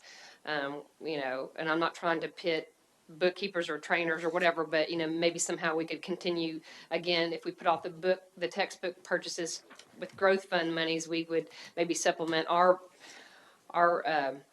budget. That way we could look at that, and then maybe if they would consider that, we could maybe put both of those that back in our line item. That way we could maybe look at athletic trainers and the bookkeeping positions, possibly at least another year. So those are just some of my thoughts in that. And then to answer your question, Mr. Hale, about the prevention coordinators, if we could possibly fund one more position that way, and her budget line item, she doesn't have to take away services from STARS. And also, she doesn't have to take away from programming, from care team, and other services. So that's the reason why she needs one more position, because if she can't fund that position, then she has to take away monies from other programming that she has for that. That's why she needed that position funded. Thank you, Ms. Cox. Mr. Hale, do you have something else? Thank you, Mr. Chairman. I do. Dr. Phillips, I think Mr. Daniels was on target there and where he was going. I probably should have seconded that. And that is those one-time items. Now he says. I didn't understand it when you were first saying it. That was a way homer for me. I just haven't left yet. My wife says that. But he identified a couple one-time purchase items that I know we always have textbooks, but specifically we're talking about $430,000. It's non-payroll. Those are items that if the county commission helped us with, they would be helping us with it one time. The $500,000, I know they're matching that $500,000, putting some monies up as well to buy school buses, but that $500,000 of that one-time monies this time, that's nearly $1 million. I guess the question is, what I've heard tonight is you're saying what we know today. County Commission has already set the allocation that we're going to receive. We can send them whatever we want. The allocation's been set. Our budget, we have X number of dollars to work with. We do know that they do have some funds in reserve over there that could materialize possibly if they are wanting to work with us on some of those one-time items. Could you identify those two items and perhaps some others on a priority list that you could take to the county commission, 1 through 10 of things that could be restored with that $1 million if they were to agree to fund those one-time items for us? Well, I think certainly we could develop a list off of this extensive cut and reduction list that I've given you this evening if more funds were available. My position and what I was tasked to do from August 16th is to find the dollars and try to do that. And so that's what our team has worked to do. I think that if this board chooses to ask me to take this budget to the county commission, but also in that motion make a request that we ask for one-time expenditures of buses or textbooks or things that can be paid legally from the county's capital outlay or other funds that they have access to that they could legally spend on one-time purchases, then certainly I'll be more than happy to do that. And then we can either reconvene to determine what out of our threshold of cuts we would like to restore based on those dollars or not. I think it's a little preemptive running the organization to, count on anything until it's actually voted on and it's approved and it's a done deal. So that's why, I would want that to be kind of send what we know will make the test so we can have school. But then if those funds become available and they are willing to do those things, then obviously I think we could come back to this board, understanding that we had the test already passed with the budget, with the reductions, what we would like to add back in. Thank you. And Mr. Chairman, just while I've still got the floor, if I could just finish this, I would like to thank you for the effort you and your staff put into this. You know, in years past, we've seen budgets that we were told need to be cut, and, you know, we cut open positions. This year, at least since I've been here, is the first time where we actually could put a name with that position. It wasn't an open position, but they're actual people that have jobs that are going to lose those jobs, and that is a lot tougher than just not refilling an open position. So these are grown-up decisions we're having to make tonight, and I appreciate the effort that you brought forward with that.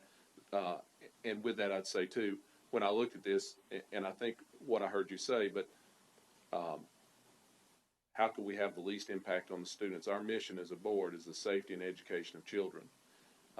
And when I looked at these cuts, I was thinking about if I were a child or what my child would see in that classroom, what difference it would make to them. And I think you've done an excellent job of minimizing the impact on that child setting in a classroom. These are not favorable type cuts that anybody looks forward to making, but I think you've done an admirable job of getting us there. So, you know, I want to say thank you for that. One other thing that I think I would add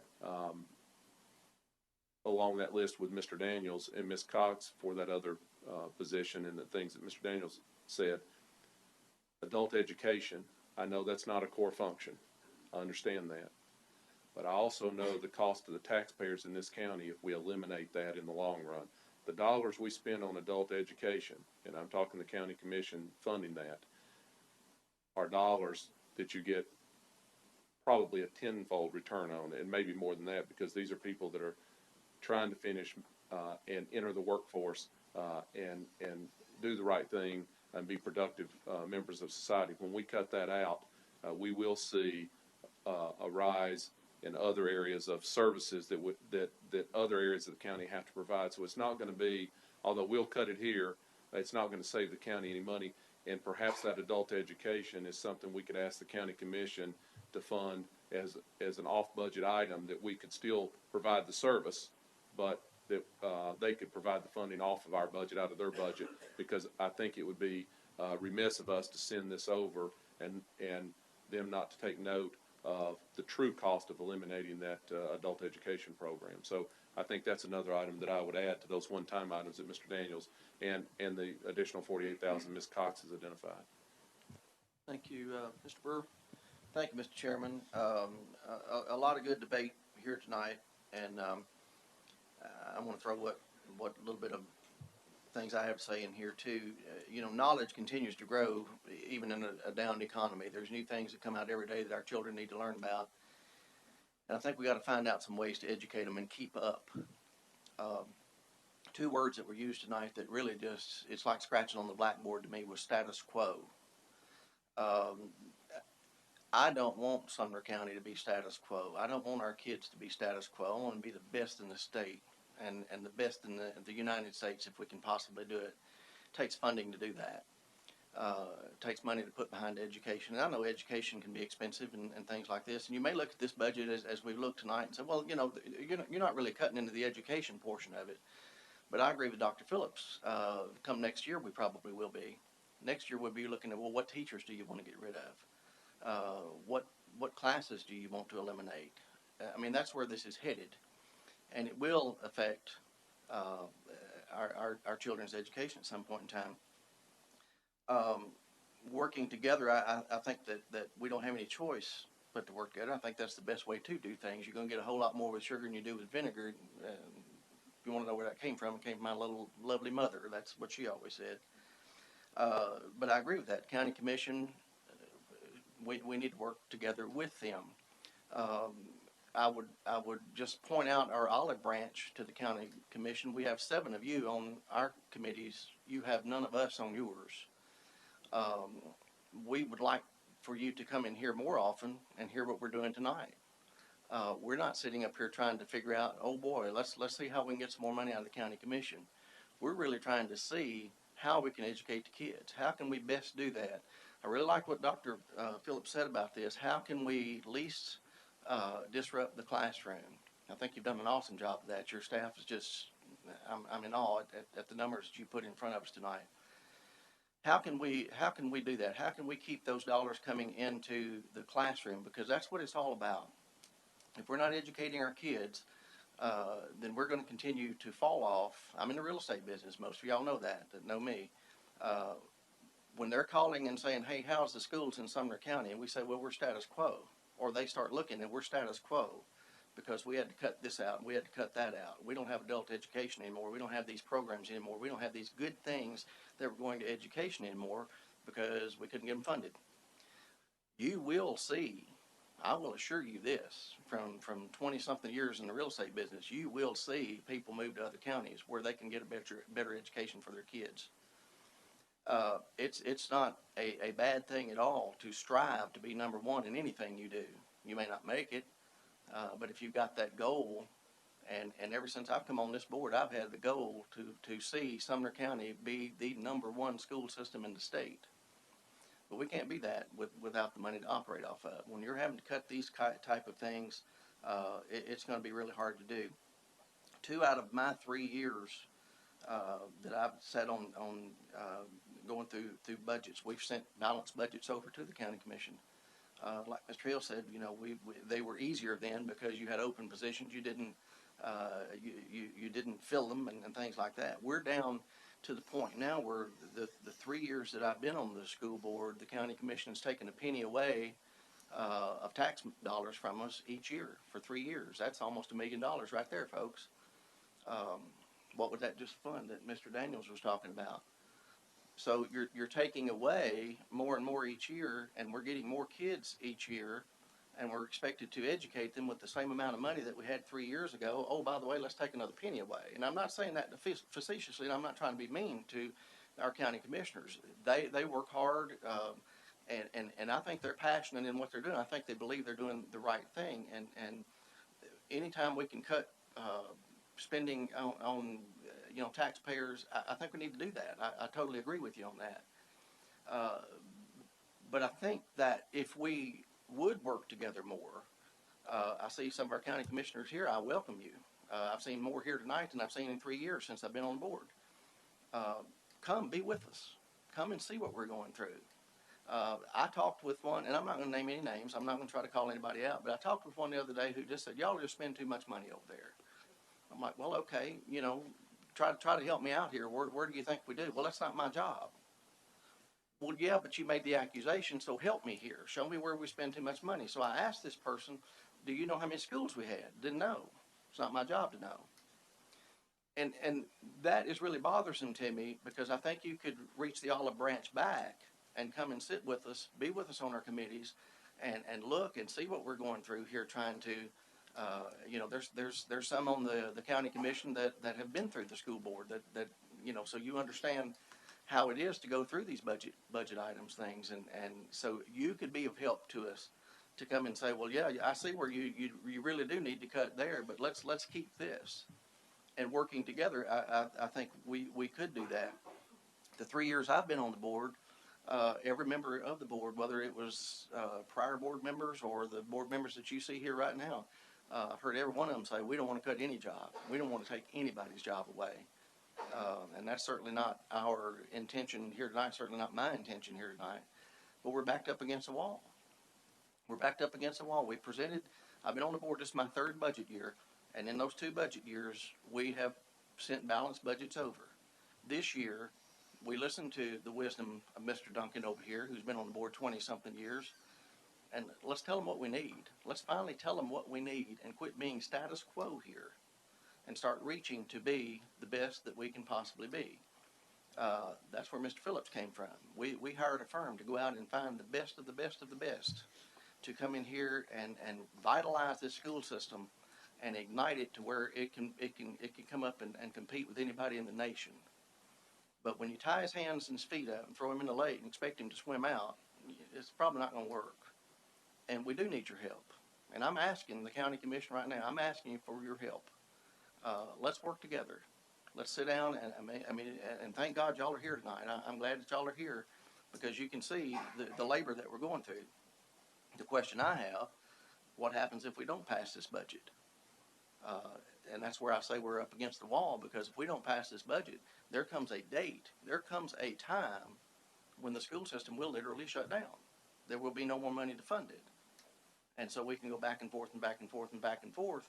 So we're up against the wall to do everything we can possibly do to pass this budget tonight to get it to them in the time limit that it's there, so that we will be funded, so that the school system can continue to grow. And that's just not a good position for our kids to be in. I mean, we're here representing the kids, and that's just not a good position to be in. And I apologize to parents, and I apologize to teachers and principals and everything that give your life to these positions and try to teach our kids and our bus drivers, our janitorial services. I apologize to you because we're having to be in this position and talk about your jobs. That troubles me. It troubles me really, really bad. But we're backed up against the wall because and I think it's just really lack of communication. I think if the county commission would come over and work with us, again, 7 of you on our committees, none of us on your committees, I think that's a little bit out of balance. And I invite you to come and be with us and come and help us work through this. And let's forget about status quo, and let's make Sumner County kids the best they can possibly be. Let's fund them. Thank you, Mr. Chairman. Thank you, Mr. Brewer. Mr. Gregory? Thank you. In connection with what Mr. Hale said about adult education, and what I tried to say a few minutes ago, education helps bring jobs. And I've had some industries to call me and say, we hire people with the fact that they will be able to get their GED. So again, it helps jobs, helps economy, helps the tax base. All those things make a circle. And I'm convinced that what we're trying to do is not only best for the school system, but it's best for our county. It provides extra money to be spent in the county. I'm convinced of that. And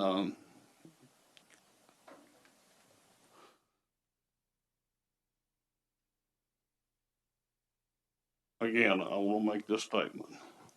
I do not want us to pass a school budget that does not allow our county, our school system to be functional, so that it can operate in a classy, organized manner. Thank you, Mr. Gregory. Mr. Wise? Thank you, Mr. Chairman, if I may. I think what Mr. Brewer was saying is a perfect lead-in to just a comment that I wanted to make, and then I'm going to get off the county commission. I think as a body, probably the school board, I won't omit us, and the commission, those who influence educating our children need to examine our priorities. Do we want to have an outstanding school system? Because the taxpayers own the roads, taxpayers own the bridges, taxpayers own the school buildings. They're paying for the teachers, part of their salaries. They're paying for the athletic trainers. So, taxpayers, do you want an outstanding school system? Or do you want to be debt-free by 2023? I'm looking at this list of cuts. And as I said about 2 hours ago, I don't know how we can reach a decision other than talk about it again another night. But I'm going to go through them quickly. Portland Utility Savings up there at moving the Head Start, that's a good thing. Operations is okay, service manager is okay, 5 teaching positions that's acceptable since they're moving it. Prevention coordinators, that's not good. Freeze open slots is okay. 4-day work week is a good thing. 3-day shutdown is a good thing. CTE travel and general purpose, that's okay. Classroom allocation, not good. Reduction, not good. Technology, we're just keeping what we got. We're staying status quo. We can't add iPads and dartboards or whatever.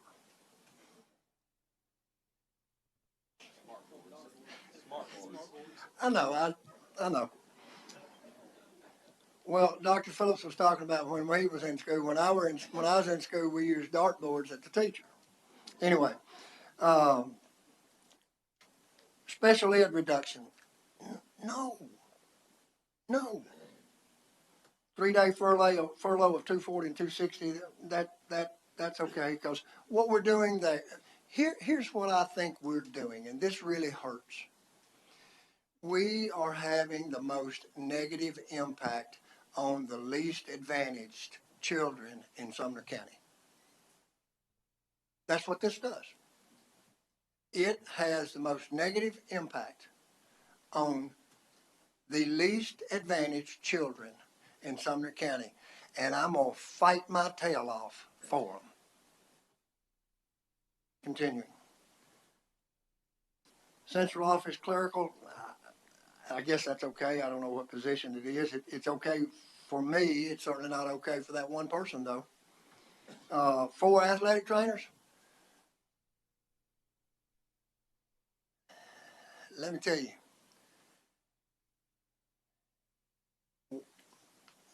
Like Mr. Gregory said, we are opening the door for a huge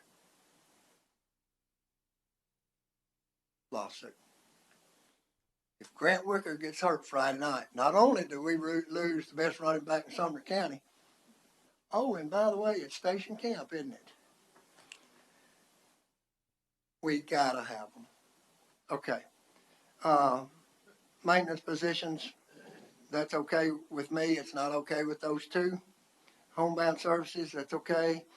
High school library clerks is not good. High school office clerks is not good. Substitute teachers, that's a good idea. I like that.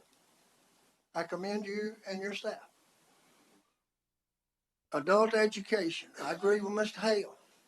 We will benefit in this county tenfold by educating our adults. There's a fantastic program going right now with Kirby Corporation in Portland that's working. It's working. E.B. Wilson, if we just move it and still provide the services and still keep the teachers, I'm okay with that. But if we can't keep the teachers, that's more jobs we're losing. Centralized bookkeeping, don't like it. Because that's 36 jobs we're losing. Custodial privatization, I'll fight it till I can't walk up these steps again. 91 jobs lost, is that correct? 91 jobs lost in the school system when the school system is the calling card for your county.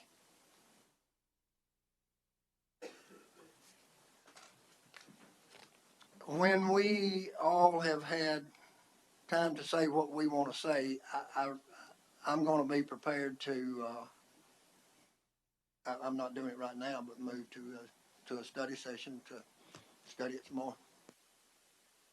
Mr. Wise, any further comments? We do have a motion on the table. Can you clarify the motion? The motion is to go to a study session to discuss the budget. Is that the motion? Was that your motion? I was expecting, I don't think Mr. Long has had his opportunity to speak on this if he wants to take it. I have not yet. I think I'm hearing that we may be having a motion to defer this to a study session here in a moment. I'll speak to that up front. We talk about 91 people without a job. We've got 3,900 employees, and that's a heck of a roll of the dice because we're out of time. We don't get something done. Education meets Thursday night. Budget meets Monday night. The commission meets the following Monday night. If we don't have a budget document prepared and submitted to the state of Tennessee, they have the authority to stop our BEP funding. We lock our doors somewhere around October 10th. Am I right? Unless those 3,900 people are willing to work for free. I would not support a deferral at this point. It's unfortunate. It's been said many times up here that we've kind of been put in a box. I don't particularly like the box, but we've been put in a box. I will go ahead and make some comments. It was said up here that these are big boy decisions, and they are. They're tough. These are adult decisions we have to make. I can tell you some of the people on this list are personal friends of mine. I've spoken with them today. I feel bad for the principals that are sitting out here in our audience because they had to go back to their schools today. Some of our department heads had to go back to their departments, and they had to inform 91 people. There's a good chance in 3 weeks they'll be out of work. That's never fun to do. We've got athletic trainers sitting here on the front row, and we talk about affecting the students. We have 8,000 student athletes in this county. About a month ago, my son suffered a concussion during football practice. I found out because Paul Good called me and told me.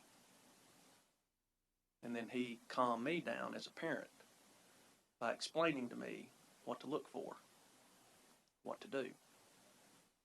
I was at a football game Friday night between Station Camp and Beach. A Beach player got hit so hard, a Station Camp player got hit so hard, he didn't know which side of the field his team was standing on. He didn't know where he was. I was 10 feet from him when he finally made it to the sideline, and he had no idea where he was. And I can tell you that his family member came down and drew a lot of comfort out of the fact that there was a certified trainer standing there willing to take care of him. None of these cuts are fun. They're not. I don't like the children having to suffer in any fashion. And at the end of the day, I've said it before, every single position in this school system, every position, at the end of the day, it goes back to the kids. That's our end product. The maintenance people keep the buildings maintained so they've got a good learning environment. The transportation people get them safely transported to school. Nutrition, make sure they're well fed. Operations, make sure we have good equipment. That the schools are clean. Technology works to provide them the tools they need. And our teachers teach. And it's just not fun. You know, I've heard some comparisons that Sumner County is so much better off than Williamson County because Williamson County has $500 million in debt. And they were forced to have a tax increase. Well, I've talked to the people in Williamson County. They laughed. They said, we weren't forced to have a tax increase. We chose to have a tax increase. We've chosen to invest in our community. We have the ability to pay for it, and we chose to pay for it. I think everybody in this room, at least sitting at this table, knows out of 136 school districts in the state of Tennessee, Williamson County is number one in every measurable category. You know, if you think about Williamson County, I jotted down some numbers here if we're going to compare ourselves to them. Median house value in Williamson County is $328,000. In Sumner County, it's $164,000. Median household income in Williamson County is $87,000. In Sumner County, it's $54,000. Williamson County's tax rate's $2.31. Ours is $2.02. So Williamson County has the ability to pay debt. They've chosen to do that. And some may say, well, since our numbers are so low, we don't have the ability to carry that much debt. Well, I'll offer this up to you. Davidson County, ours is at $164. Average household price in Davidson County is $159. Our household income average is 54,000. Davidson County, it's 46,000. Yet we look at Davidson County's tax rate of $4.13 compared to our 202. And we talk about increasing the tax rate as if we're bringing the plague into our county. Well, let me share this with you. I dare say every person sitting here today, if you live in that average house of $164,000 in this county, I dare say that every single person sitting in this room today has wasted more money or spent more money today than a 15-cent tax increase would cost you. Because a 15-cent tax increase on $164,000, let's just close the county because that's $61 a year. $5 a month. $5.14 to be exact. 15 cents would cost the average household in this county $5.14 a month. But what would that do for us? 15 cents would produce $5.7 million. Everybody shares in that. Everybody. We've got our parents paying fees. Mr. Brown, I know that's something that's dear to you. We've got parents paying fees every time we enroll them in school. We have enrollment at the beginning of the year. But everybody in the county shares in our tax rate. But everybody in this county also benefits from it. I had a meeting today at lunch. I met with the Regional Director of Economic Development for the state of Tennessee. And one of the things they're hearing is they need more vocational technical schools. They need more vocational technical training in Sumner County specific. He wanted to know what I could do to get that done. I said, I suppose I could take 11 school board members and run them for the county commission, because we don't have the ability to produce our own revenue. This is a bad situation. This is a dark day. I don't like it. I'm not comfortable with it. The thought of removing trainers or removing classroom allocation, the thought of 91 people losing their job, which I can assure you they weren't doing it as a hobby. Those 91 people, it's going to affect 91 households. There's 91 families in this county that are going to be hurting now. I talked to some of them today. They called me and asked, is it true? I said, well, we'll see what the board does, but that's certainly on the list. And these were personal friends of mine. And that's not fun to have to tell them that. Do I think that Dr. Phillips and his staff have put together the best possible list to bring our expenditures down to $187 million so that our expenditures and revenues are equal? I think they have. Not fun. I went to sleep this morning at 10 minutes till 6. I was up all night looking at every single line item in this budget. I got back up at 7 and started looking at every single line item in this budget, hoping there was something that was there. And it's not. It's not. Do I think Dr. Phillips and his staff, if we give him another year, is going to be able to find some creative measures like the substitute teacher or the 4-day work weeks to save on utilities? I think he can.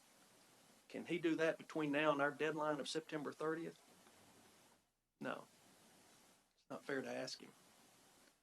You know, I'm going to support this motion to approve this budget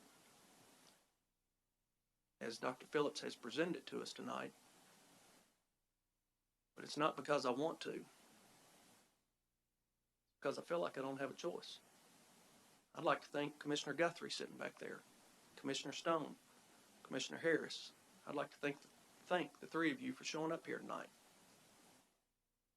Mr. Harris, you certainly know how difficult this is, having formerly served on this school board.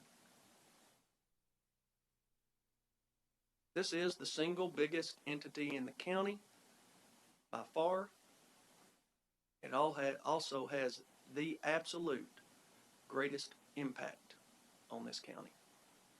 I'm not saying that because I'm on the school board. I'm saying that because we've got 28,000 kids in this school system. We're going to graduate some of them. They're going to go away to college or they're going to take a job. And hopefully, we have a community, whether that's up in Westmoreland or Portland or in White House or Hendersonville or Gallatin or wherever they're from, hopefully they're going to be so proud of where they live that when they graduate college, they're going to choose to come back. And Mr. Hale's already said it. This is pretty rough. Next year, we need to start tomorrow on next year because it's going to be worse until we choose to invest in our community. We've got the ability. We all have the ability. Could I afford an extra $61 a year? Sure. I suspect everyone in this room could afford $61 a year. If you ask our lowest paid employee on this list of 91 that's about to lose their job, would they prefer to pay $61 and keep their job?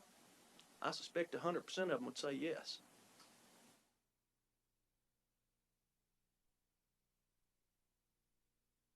Can we ask the commission to reconsider their tax rate and their allocation? Throw that on your list, Dr. Phillips. Absolutely. Can we ask them to fund some of those one-time expenditures? I think we'd be remiss if we didn't.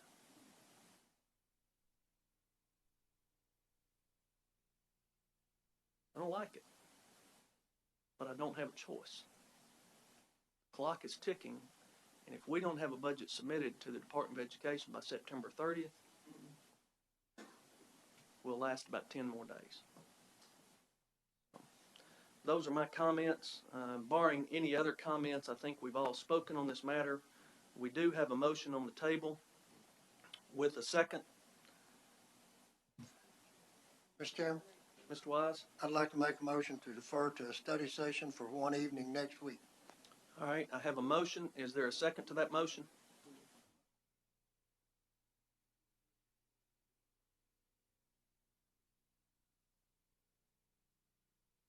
All right, I have a motion to defer. Is there a second to that motion? All right, second by Mr. Duncan. We typically do not discuss motions to defer, so we'll go ahead and vote on that. Mr. Johnson, let's do a roll call on that. All righty. Ms. Silkwood? No. Mr. Brewer? No. Ms. Cox? No. Ms. Dunn? No. Mr. Hale? No. Mr. Daniels? No. Mr. Wise? Yes. Mr. Duncan? Yes. Mr. Gregory? Yes. Mr. Brown? Yes. Chairman Long? No. Motion fails. That motion failed? It did fail, yes. Failed. So we're back to the main motion. Seeing no further discussion. Ms. Cox, do you have Can you one just more thing? reiterate what exactly we're going to be presenting? I know we talked about presenting the budget, and we talked about asking, in that budget, are we going to be asking for them also to include the one-time expenditures of the buses and the textbooks? Is that going to be in that motion? I just want to clarify what we're going to be asking for. And then you had mentioned also to relook at the tax rate and allocation in that. Is all that part of Tell you the what, motion? for- Can somebody to reiterate keep with this them? as clean as we can, that was not part of the original motion, but I'll ask the maker if he's willing to include that in his original motion, to ask the director when this budget is presented, to ask the commission for financial assistance on those one-time expenditures and to revisit the tax rate and allocation. So moved. All right, is that all right with the second? Second. All right, so that is included in the motion. Now can we get a clarification on the motion? Mr. Johnson, you want to try that, or do you want me to see if I can summarize it? All right. I'll give this attempt, Mr. Wise and Mr. Hale. Mr. Brewer, you certainly correct me if I misspeak here. The motion is to take the budget as presented to us tonight, containing the recommended cuts that Dr. Phillips presented to us, which takes our expenditures down in line with the revenues the commission has been willing to provide to us, with a request that when Dr. Phillips present this budget, that he identify those one-time expenditures and ask for financial assistance for the county commission to pick those items up, and then to also ask them to revisit the tax rate and tax allocation. Is that pretty well summarize it, Mr. Hale, Mr. Brewer? All right, does everyone understand the motion? Sorry, just one. Mr. Wise?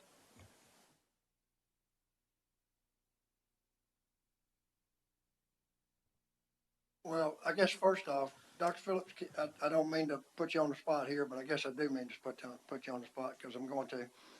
Can you go through this list and just kind of identify some of those one-time costs? Mr. Wise, I'd be glad to. The only one that I have thought of prior to the textbook that was mentioned was the capital outlay we have in GP for buses. Now, my understanding of what the county commission can pay for out of capital outlay is pretty limited. So I would have to get clarification myself on what legally they can pay for and what they can't pay for. I do know that the bus purchase, that's the $500,000 in GP, could be paid for out of capital outlay. And I don't want to misspeak for the commission, but we would have to ask about the other items that have been mentioned here, such as the textbooks. Mary Ann, do you know an answer for that? I don't. I don't know, but I would doubt it. I think capital outlay is more bricks and mortar project Right. type expenditures. So my only understanding legally is that the bus purchase could be paid for if the county commission chose to do that. So that would be $500,000 that we currently have budgeted in GP. The others, Mr. Wise, I'd be glad to take a list, but I think it would be more of a legal question than anything. Thank you. I will remind you of this. They also have some funds from the Selva Hospital sitting there that they can access. Mr. Wise, do you have something further? I do, because once we vote on this motion, that approves every one of these cuts. That approves every one of them. And I'm not gonna do that. I'm not gonna do that. Because we approve these cuts, there's no pressure to give the school system any more money. They've approved their budget. They approved the cuts that staff presented. Cool. Let's go to next year without athletic trainers, without 92 positions in our school system. I'm not taking that gamble with these children that go to school here, and these teachers that teach them, and these custodians that keep their buildings clean. I'm not taking that gamble. It's too big a gamble.